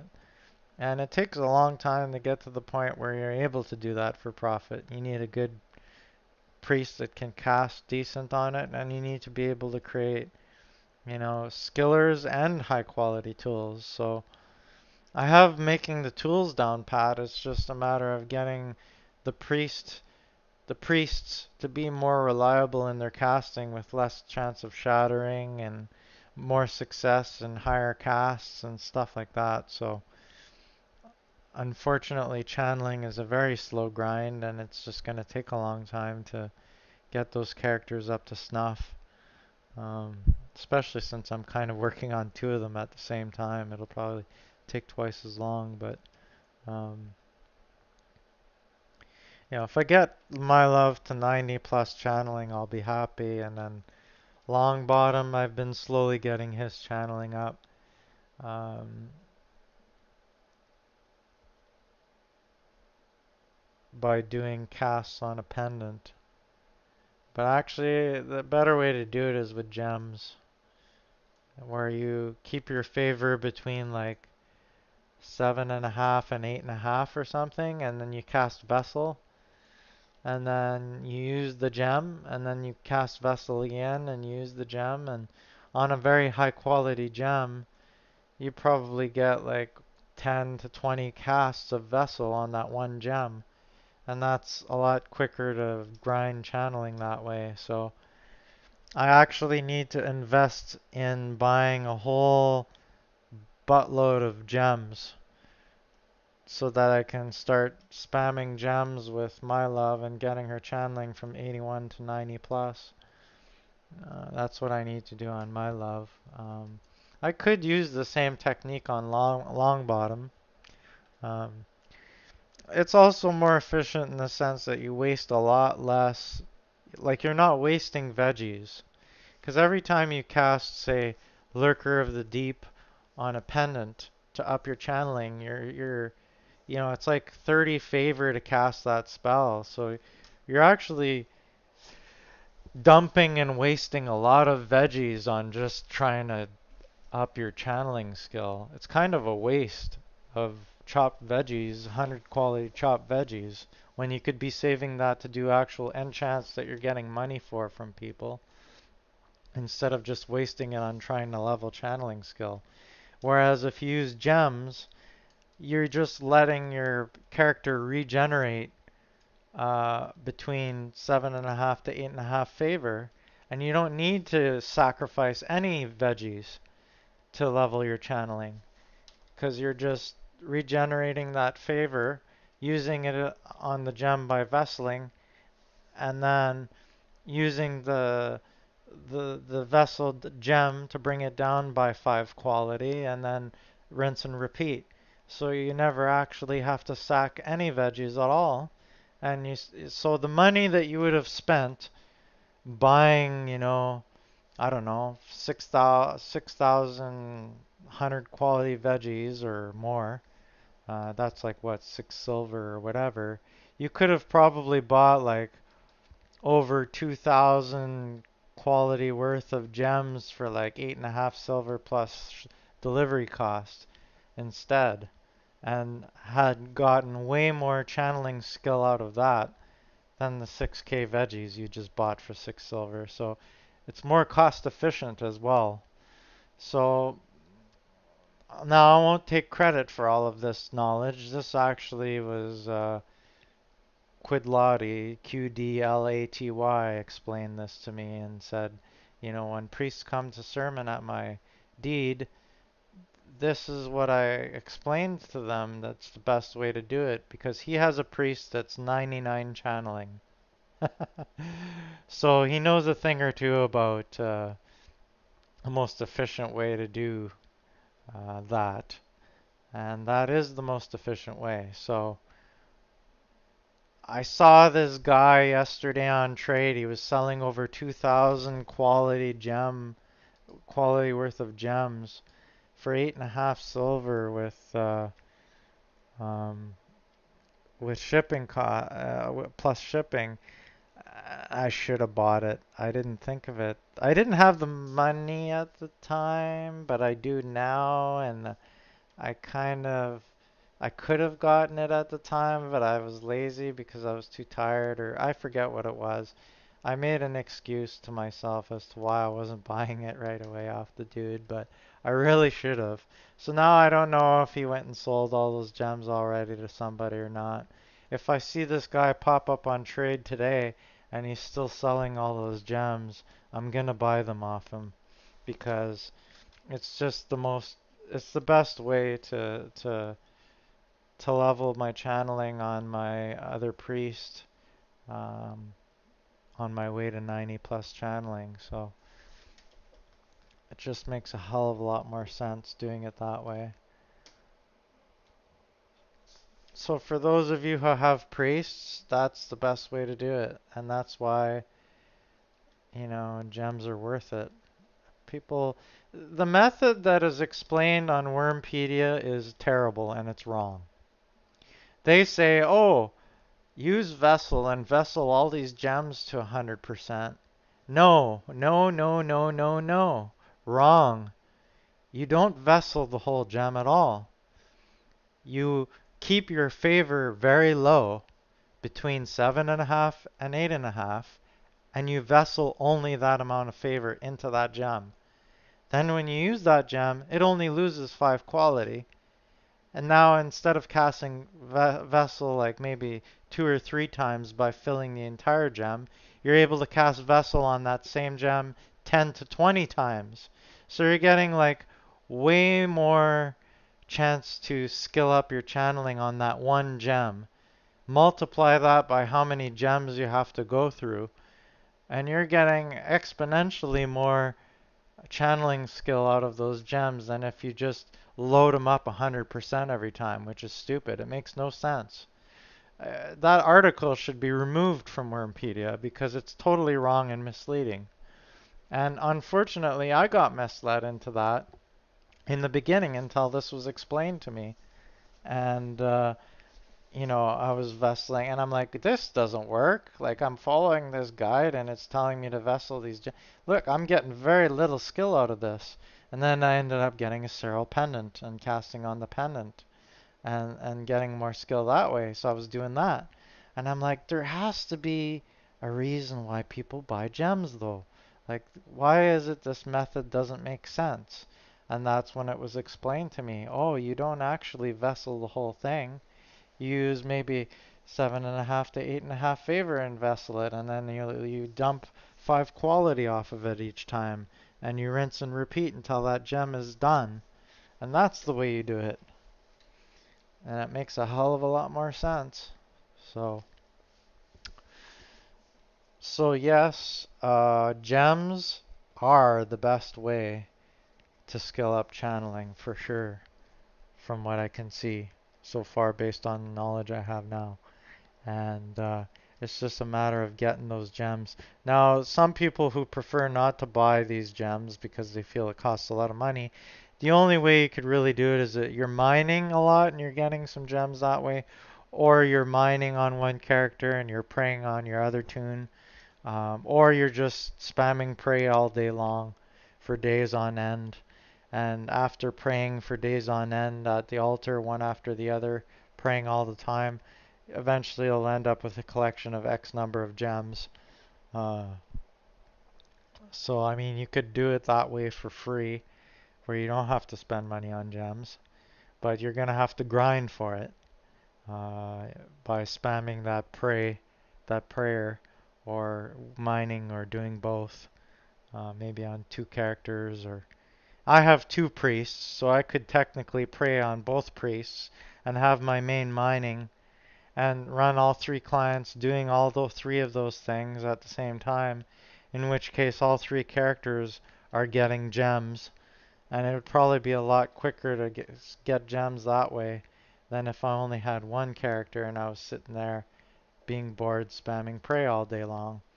So it depends what you want to do and what you have available to you. So I have three characters. I could probably grind it a lot easier because of that, but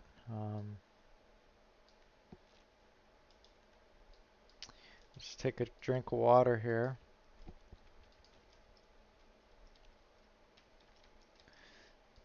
The long bottom needs some water.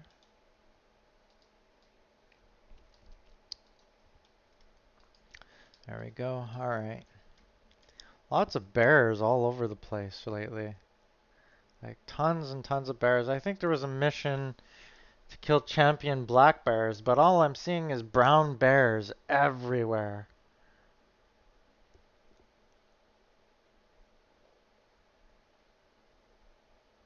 Now, a lot of people do missions for karma, so this is the whole problem with sorcery is you need karma to cast spells.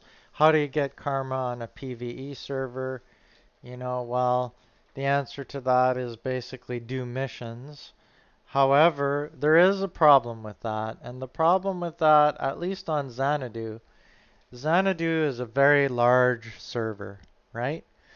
So now when they tell me, oh, Foe commands you to go slay 23 champion black bears that have peered across the land. Well, across the land of Xanadu that's across a huge swath of land. Like, I could be roaming around on Xan for weeks until I find champion black bears to kill. So, just to do this one mission. So, I find some of these missions are not as practical on a server such as Xanadu. Like, Magaron, go slay this brown bear or brown cow that was spotted in the northeast regions. Well, I'm way the hell down here, and I gotta go way up in the northeast part of the server, in the middle of mountains and deserts and all these difficult terrain to traverse, to try and go find this stupid mob so I could get credit for this one mission. I'm not a huge fan of that. I'll be honest with you. I wish that we ended up with less of these missions and more missions that tell you to build something. Like build me, I don't know, build me a bridle and sacrifice a bridle, or build one of those little water thingies there. What do you call it? Water basin thing there, or whatever. Like that mission happened during Lunalong, and I built a couple of those, and I got credit for building a couple of those. Like that's a lot more practical, in my opinion, than roaming around this huge, humongous server of Xanadu, looking for, you know, how many mobs, like not that many, 23 black bears out of this whole server, you know, slay this one brown cow out of this whole northeast region of the server, slay this one hellhound in the center west area of the server somewhere. Like, good luck. Good luck finishing those missions. That's why they're sitting at 1%. Okay, the black bear mission, not so much because, some people might live in the vicinity of some of these champion black bears, that's a little easier to attain, which is why it's sitting at 49%. But to find these one mob in the middle of somewhere on the server, those missions are sitting at 1%, you know, for a long time. So I would love to see the devs work on this mission system a bit and improve it because I think it sucks. I don't think it's where it needs to be. Well, it doesn't suck, but you know what I mean? It could be a lot better. Let's put it that way. It could be a lot better. Um, and there needs to be a way to make it a little easier to get karma on PvE. And I think that the sorcery spells should be more um, useful on PvE than they are right now. For example, if I summon 1 to 9 skeletons, I should be able to command them to fight with me at a rift. Like if I'm beating on a mob, then all of a sudden my 9 skeletons are beating on that mob instead of just standing around looking like they're fighting but they're not actually doing anything.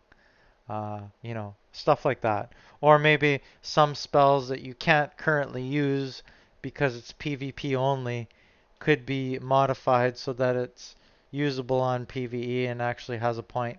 So maybe what they need to do is look at not only the mission system, which sort of ties in with sorcery, but look at some of the sorcery spells, i.e. the tomes, and maybe tweak them or change them or improve them in such a way that they're more useful for PvE.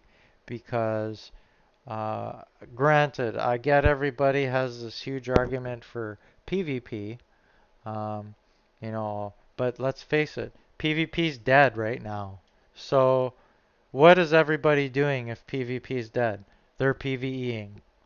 So, maybe more resources need to be thrown into improving PvE for now until they figure out a way to revamp the PvP system and bring that back to life.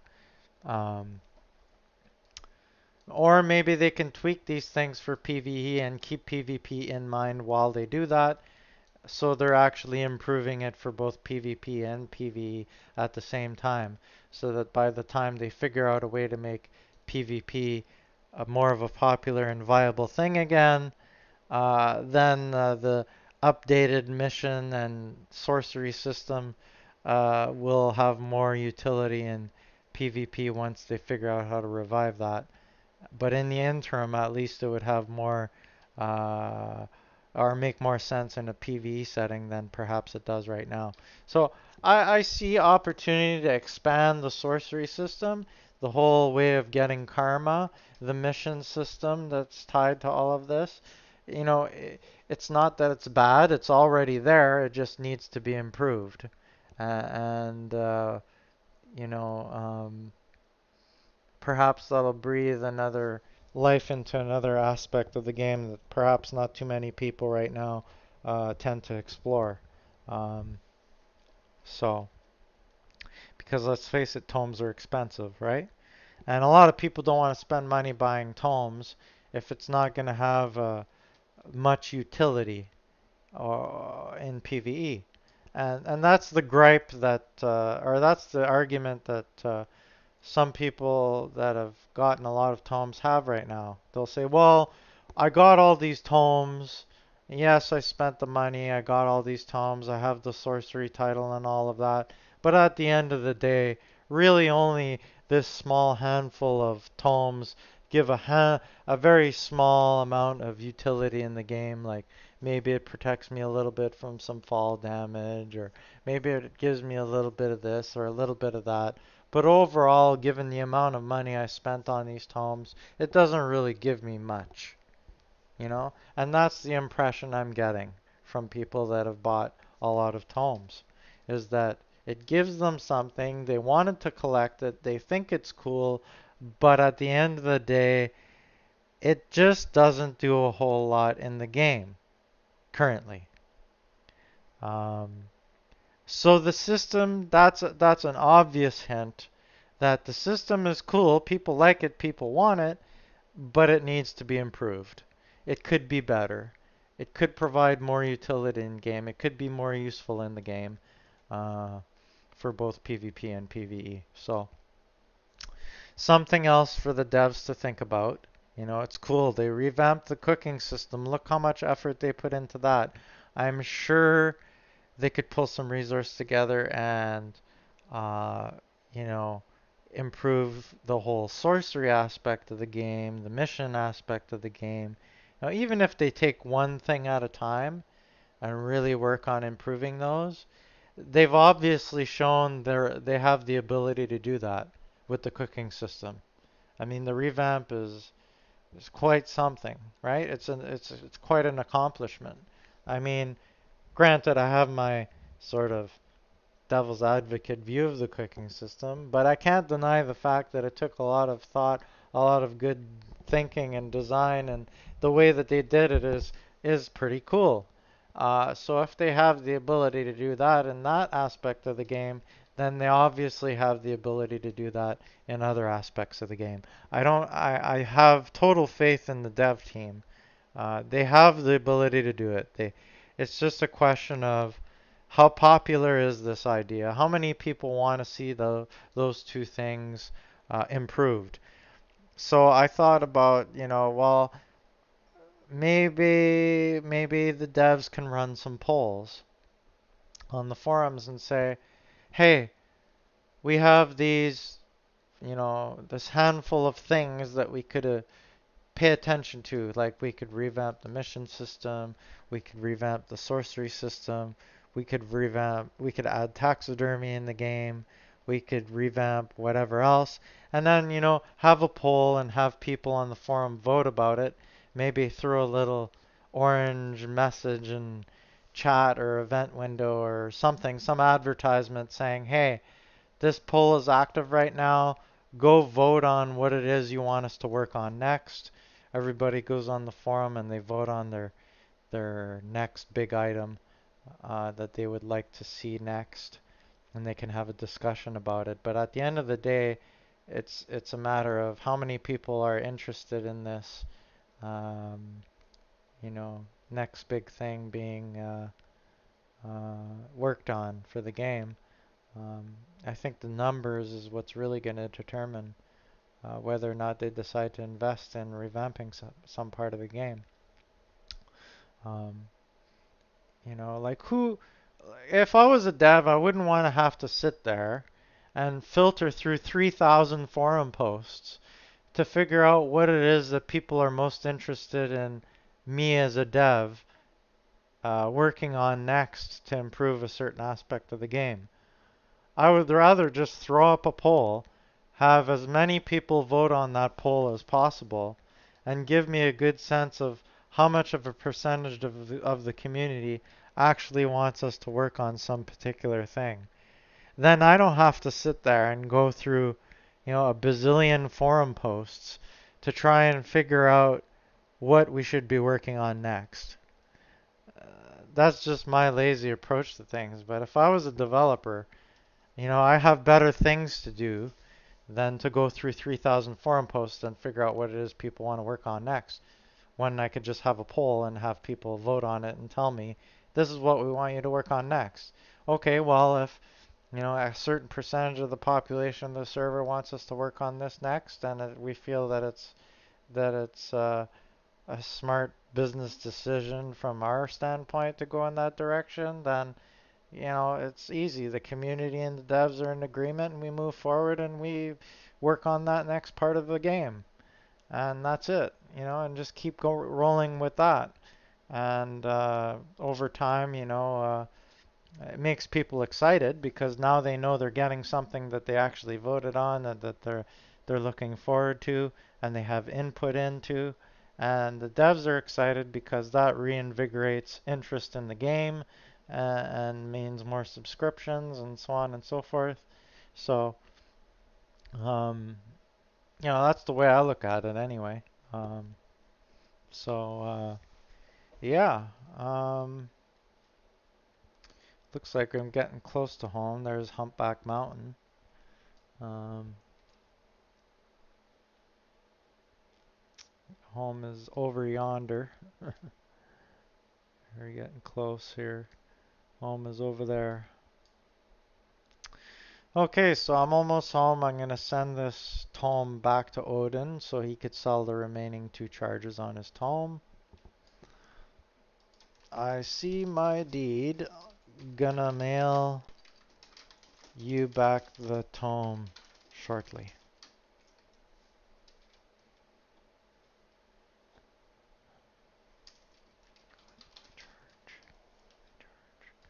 Okay, there we go. I got my charge and I'm good to go on Long Bottom.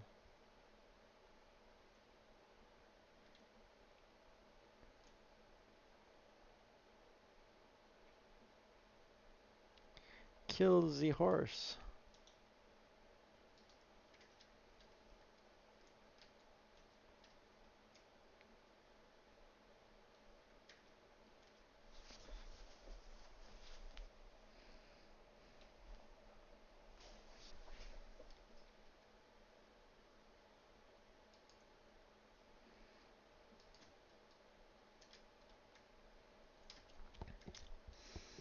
Usually I bury corpses, but whatever. Get this tome back to Odin and then figure out what I'm gonna do next.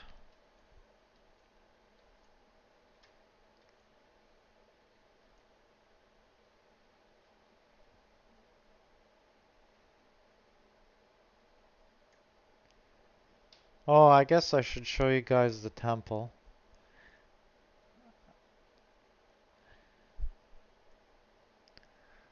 So I finished the meditation temple for Path of Love.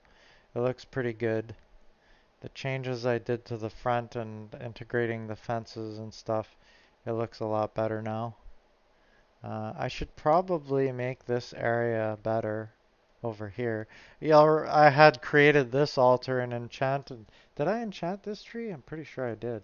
Oh, I didn't end up enchanting that tree. I thought I did. What is it? It's overaged now. I should probably prune it. I want to keep this tree because I put an altar here because I had to use that for the green tome. So I actually want to preserve this area because I'm going to build it up and make it look cool and preserve it as an area where you can cast certain types of tomes like the green tome. Um, Now I have a place in the desert and I have a place over here. So let's prune this. I think it has to be considered very old or overaged in order for the green tome to work. So I'm just going to prune it down to very old. It's very old. Okay, so now I'm going to enchant that tree so that it stays the same. It doesn't die or whatever. There we go.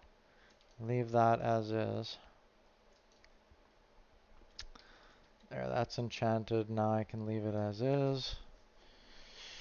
I have another enchanted tree up top, but that one is just for fun and not for any reason. This one here is actually to preserve that area for tomes, future tomes.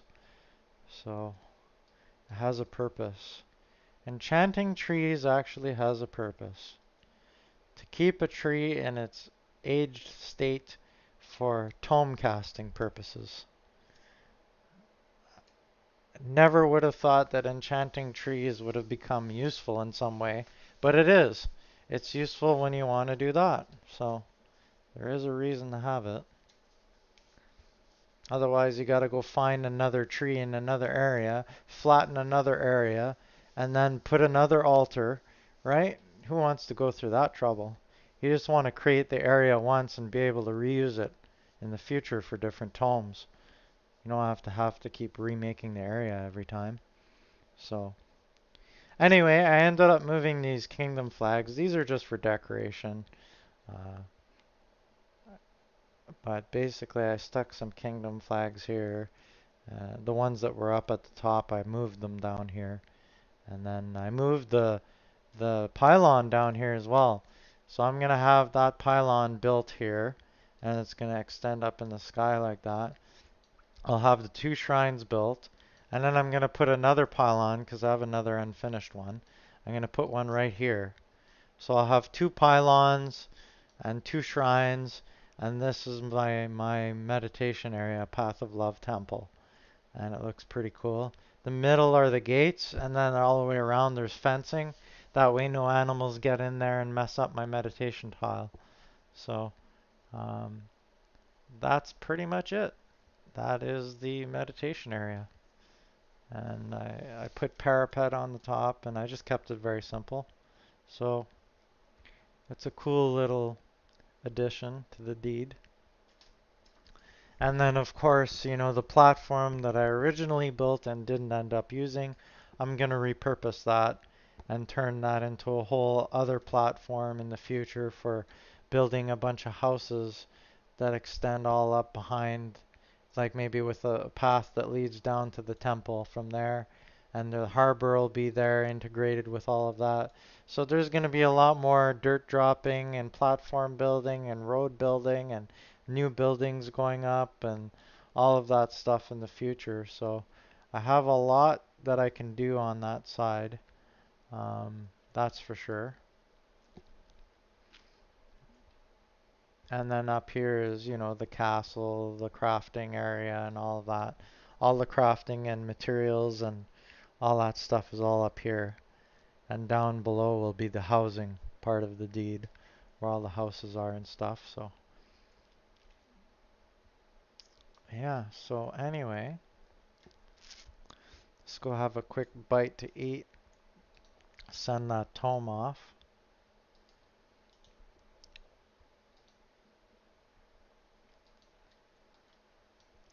And go to long bottom and do the same thing.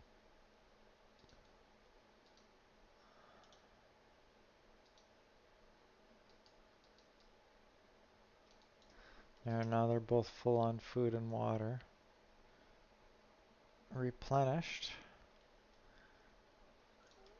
And long bottom can throw the tome in there.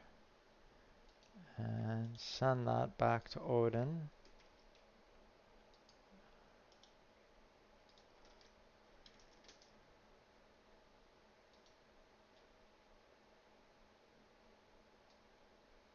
Oh yeah, I have to give this to Neville because I don't have money on long bottom to send things. Trade with. I might as well give this skull mask. I'm gonna sell that. I don't want it. I'm gonna just get rid of it. I have the troll one instead on my priest now, so I'm gonna sell that silver skull mask. It's a good quality one. 84 is pretty good for the mask. For that quality anyway. Odin. Paste his name there. Send. Okay, send. Done. Done. Alright. That's it for that. Now let's see what's happening. I had to get mail. I think I got my longsword back. I just finished. Oh, what's this? Return. Oh no, so I thought. Okay. Yeah, I don't need that. Um, yeah, this is just a transaction that I ended up not going through with because I ended up buying off somebody else.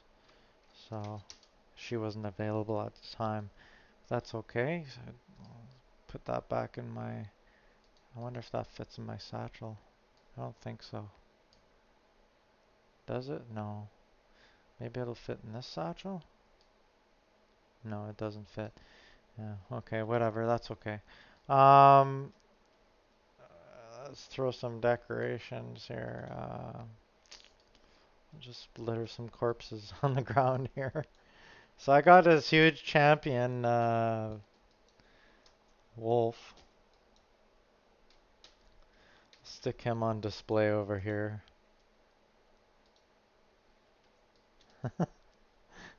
It's so huge.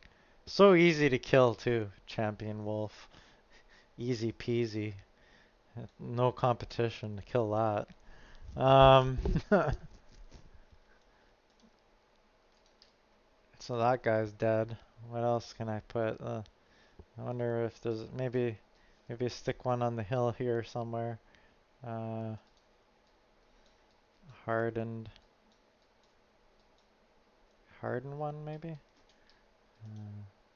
Or the slow one. Yeah, the slow one. The slow ones have this kind of neat little bluish color to them. See, this is why I wish I had taxidermy. Some mobs, they look a little different, right? They look kind of neat. It'd be cool if you could stuff this thing and prop it up on a stand and have it be a decoration on your deed, you know? Not just a corpse that you drop on the ground for a little bit of decoration and then eventually it just ends up decaying and you don't have it anymore. I have an anaconda sitting over there. That thing seems to last forever. I don't even know what the decay is on this. I didn't look at it. But it's been sitting here for a very long time. It'd be cool if when you examine a corpse, it shows you how much decay is on the corpse without actually having to pick it up again. You know, because right now you have to pick up the corpse in order to see how much decay is in it. I should just be able to examine it and see that decay is at 25 or whatever. That would be a nice little change to the game. So that when you examine a corpse, you can see what the decay is on the corpse without having to pick it up. Because if you just finish placing it on the ground where you want it to be, you don't want to have to pick it up again and replace it again just to check how much decay is left on it. You know what I mean? So, anyway, that's another little thing I think could be improved. Let's see. Long bottom can be logged off at this point. I don't have anything else for him to do right this moment. But before I do that, I'm going to trade him back, trade the sword back to Neville, along with this coin. Because I'm going to get that second longsword back from being enchanted soon. And when I get that second sword back, I'll be able to go hunting with dual longswords and have some fun. So, Longbottom has full sleep bonus, so I don't need to put him in a bed. What I need is gems so I could grind on him. Like I have a full sleep bonus bar on Neville. All my characters are full on sleep bonus. I need to actually spend some time using up that sleep bonus, but I've been deed building and not grinding, not skill grinding, so that's why I haven't been using my sleep bonus. Anyway, it is what it is. Check the message.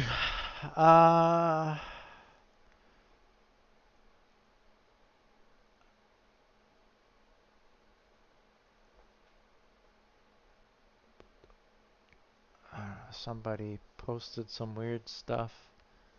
Hola. And they're speaking in Spanish, and I have no idea what that means.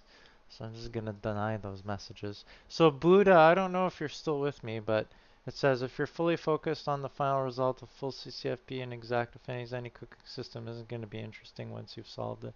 It's an exploratory system, really. Yeah, you know what? I'll be honest with you, not using the calculators and making stuff to by chance discover an affinity is actually more fun than using a calculator and coming up with an affinity. So if I force myself not to use a calculator and to just play around with the recipe system just for fun, it is more fun because I have done that a little bit. Like that one episode when I tried to mimic a real life stew, but I didn't have a recipe for broth and or anything like that. I'm lacking a lot of recipes on my one character because what ended up happening was when the cooking system came out, recipes were common on trade chat. People were selling recipes like hotcakes, and I snatched up every recipe I could possibly find and stuck them all on Neville. And the problem with that is Neville didn't end up becoming my cook. My priest did. So now my priest doesn't have those recipes. And the problem with that I've noticed is when I go to my recipe book on Neville, I can't tell now which of these recipes are ones that I got from Trade Chat, like, and which ones are default recipes.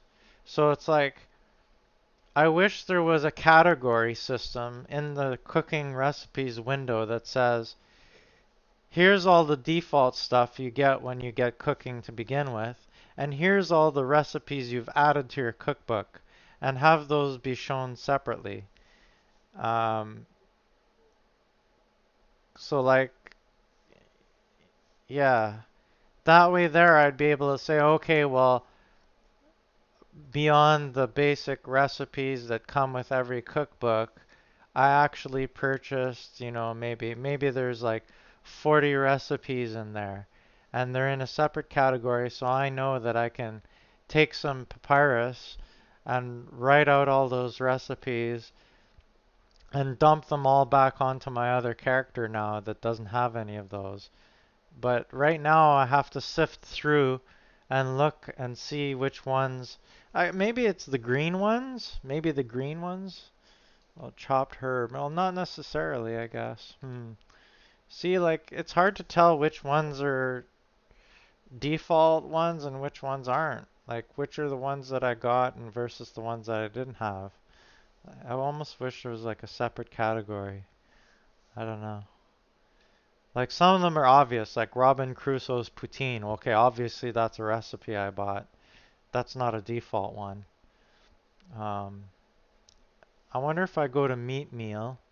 Yeah, like meat meal shows up as green, but all my other recipes show up green too, and some show up white. So which ones of these did I buy? Well, some of them are obvious and some aren't. Like, it's hard to tell. It's just hard to tell. It'd be easier for me to go on the forums and see if anybody's selling recipes and buy a whole lot of recipes for Longbottom and just read them all out on Longbottom until they're all added on Longbottom, rather than trying to sift through my cooking recipes on Neville to figure out which ones I bought and which ones I didn't that were already part of the original cookbook and then try and dump them. I guess the other way is you just cook whatever you want to cook on my other character, and when I'm missing something, I go back to my main, check and see if he has it, and if he does, write out that recipe, but I don't know. Anyway, um,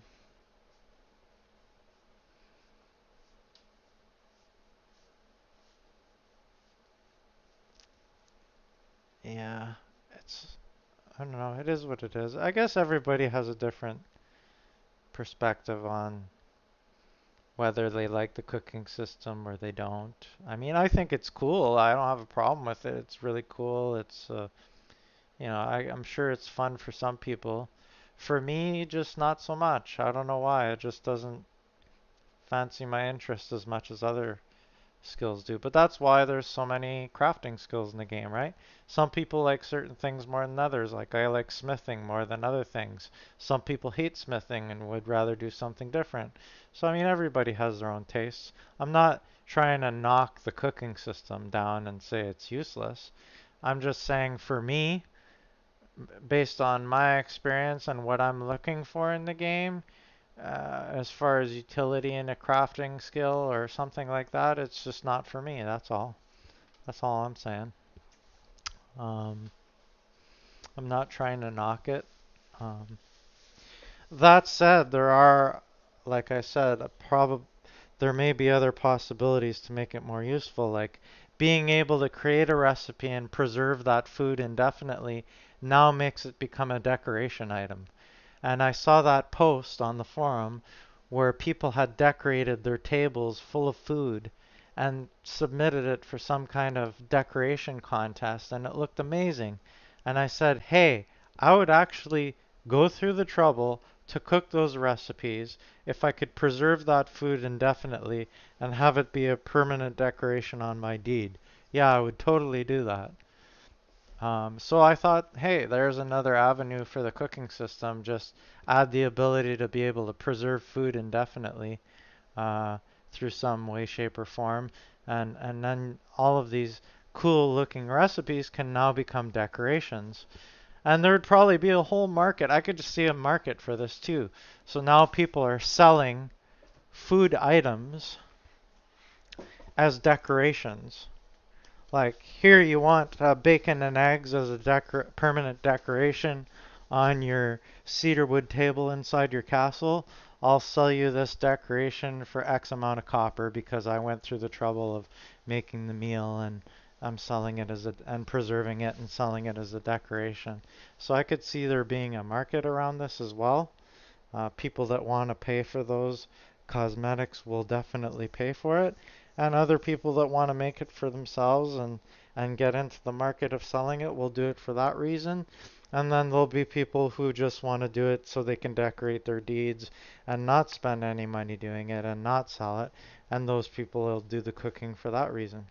So I see that as a possibility to sort of extend the cooking system and make it have another purpose beyond CCFB and affinity. Have it so that um, now recipes and foods can become decorations, permanent decorations. That'd be cool. I think that would be cool. Um, I wonder if I could find that link. I may have bookmarked it. Let me check because I wouldn't mind sharing that in chat if I could find it. Extreme Makeover. Yeah, this is what it was. Extreme Makeover Worm Edition. And they had Retrograde had posted this, and they had a whole bunch of tables full of food.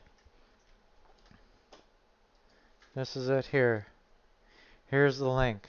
To be able to create these foods and preserve them indefinitely as decorations would be very cool and open up another market for cooking, another purpose for cooking.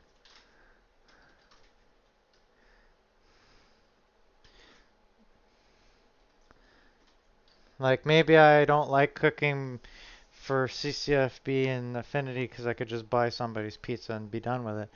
But give me the option now to make this food and have it be a permanent decoration, and now I want to do cooking. And now I want to make these meals to make, you know, dinners ready like what Nikki did on the fancy little table inside the castle, or, with the champagne there, or, like that to me is pretty cool stuff. Because now you're bringing your buildings and your deed to life. Instead of just boring walls and blank tables, now you actually have uh, numerous items decorating these things. It looks very cool. Yeah. So that's pretty much it for this episode, I think. Covered how taxidermy would be cool in the game, being able to turn food into permanent um, decorations would be cool to have. Being able to examine corpses and see the decay on the corpse without having to actually pick it up again and have to place it again on the ground. That would be cool to see. Um,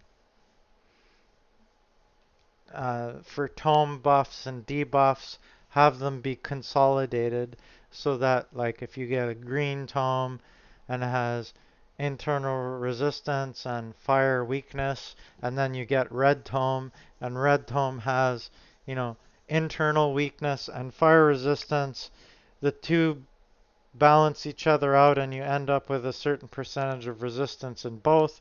It would be nice to see what that is, what your actually resistance ends up being, and have your buffs reflect that. Because right now you see two debuffs and two uh, resistance buffs, but the resistance buffs don't tell you how much resistance you have, and it's just not as informational as it probably could be. I would have liked to have seen, okay, now that you've used the green tome and used the red tome, you have internal resistance of X percent and fire resistance of X percent, and the debuffs don't even show because they canceled each other out when you got both tomes. So you know what I mean? Like it would just be a little more user intuitive, I think, for those buffs to work themselves out based on like what at the end of the day, what is my plus and minus resistance in each? And show me that. Show me that under my buffs, you know? Maybe you have one if you have no if you use tomes and you end up with no more weakness because you're in the positive, like you can't they canceled each other out and you ended up with resistance in both buffs as opposed to uh, oh like you have no more weakness, then don't even show the weakness buffs. Just show me what my balance is. My balance is now 5% or 6.5% resistance in each or something like that. And show me those buffs. If I have a weakness and it's like 5% or whatever, then yeah, okay, you can show me that debuff and tell me how much it is for that particular weakness. But yeah, I don't know that it could be a little more user intuitive because right now I have to calculate it myself, and I think it was something like uh, 15 and 10. So if you have a weakness of 10% and then you gain a resistance of 15%, then you end up with a resistance of 5% at the end of it. But that's all calculation done in your head now, as opposed to the game showing you you now have 5% internal resistance and 0% weakness or something like that. You know what I mean?